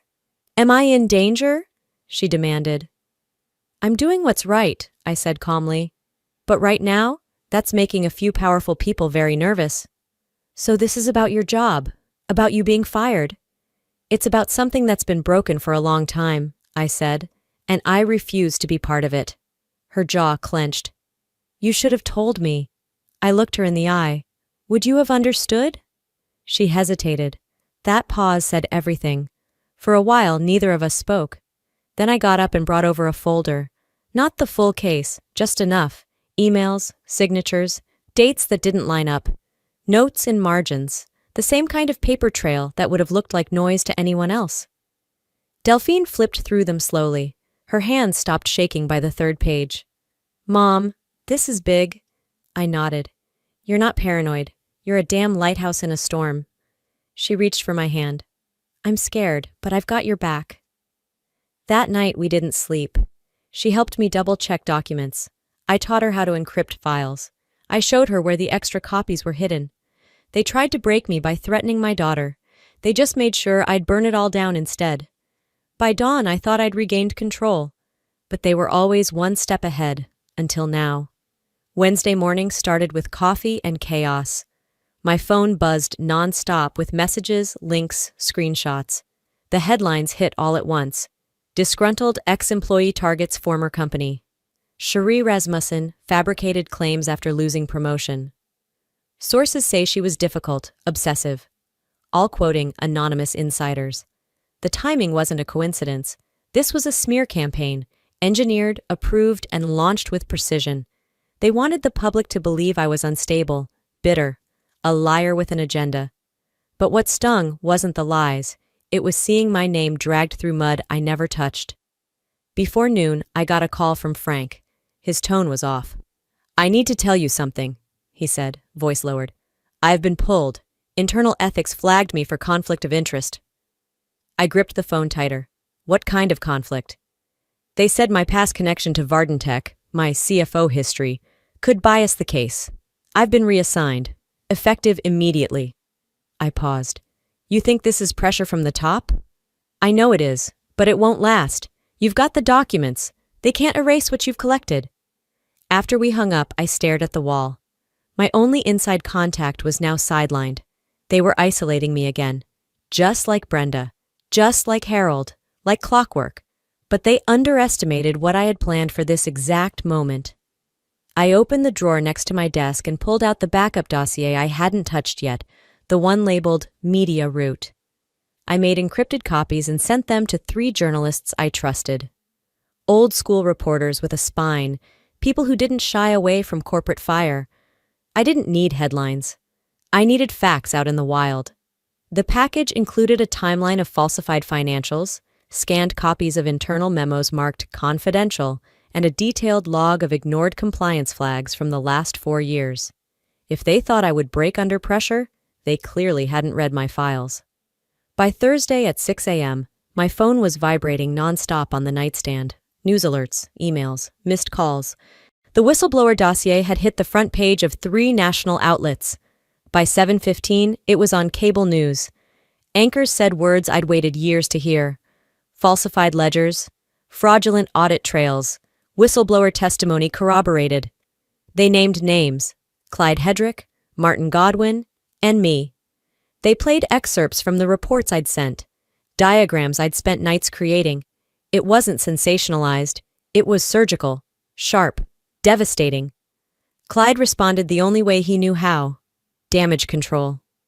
That afternoon, the board called an emergency meeting. I knew about it before they even finished ordering sandwiches. I wasn't there, of course, but someone was, and they recorded it. The audio leaked by evening. You could hear Clyde's voice cracking, hear Martin say, "We had to contain the fallout, even if it meant isolating her." Another voice cut in, "We never expected she'd go public. That was the mistake." Click. Play again. The line that mattered? The reports were scrubbed. That's on record. By Friday morning, the SEC was swarming Varden Tech. 2 board members resigned before lunch. Martin's name was stripped from every page of the corporate site. Clyde, indicted for securities fraud, was escorted out the back door. I didn't go on TV, didn't give interviews. I wasn't looking for fame, just accountability. Reporters camped outside my street, but I stayed inside with Delphine. She kept checking the news like she was trying to prove to herself this was real.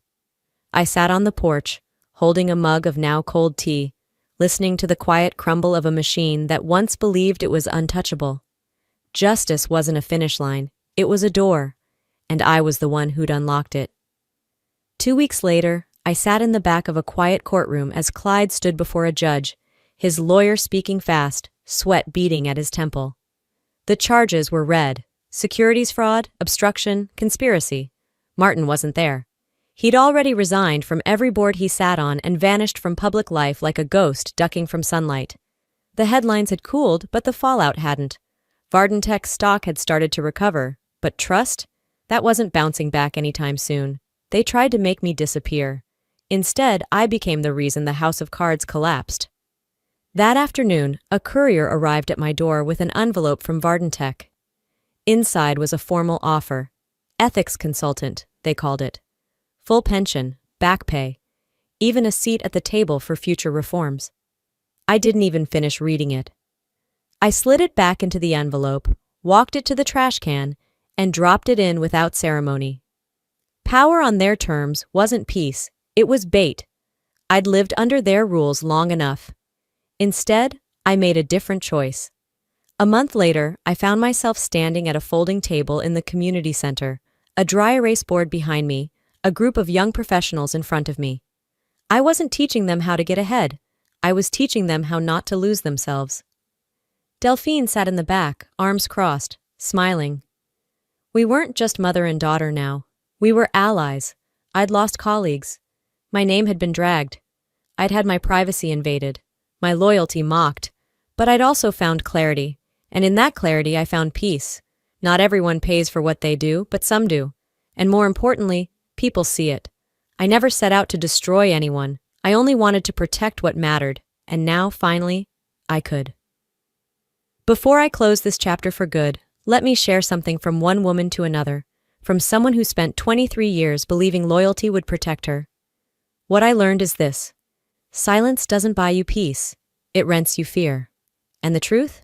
It may not be welcomed, but it will outlast every lie. If you ever find yourself standing alone, cornered, unheard, remember this story.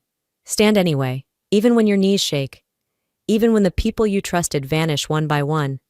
Because doing the right thing isn't about being applauded. It's about knowing you can sleep at night with your integrity intact. I didn't burn bridges. I lit a path. Now I'd love to hear from you. Have you ever spoken up when it cost you something? Have you ever stayed silent when you wished you hadn't? Or maybe you're facing something right now, something that requires more courage than comfort. If this story moved you, drop a 1 in the comments, or tell me what state or country you're watching from. If it didn't connect with you, I'm okay with that too. Let me know why and where you're tuning in from. I want this to be a space where stories spark real talk. And if you want to hear more stories like this, real, raw, and resilient, go ahead and hit that subscribe button. Let's keep the conversation going. Let's remind each other, truth matters. You matter. Thanks for watching.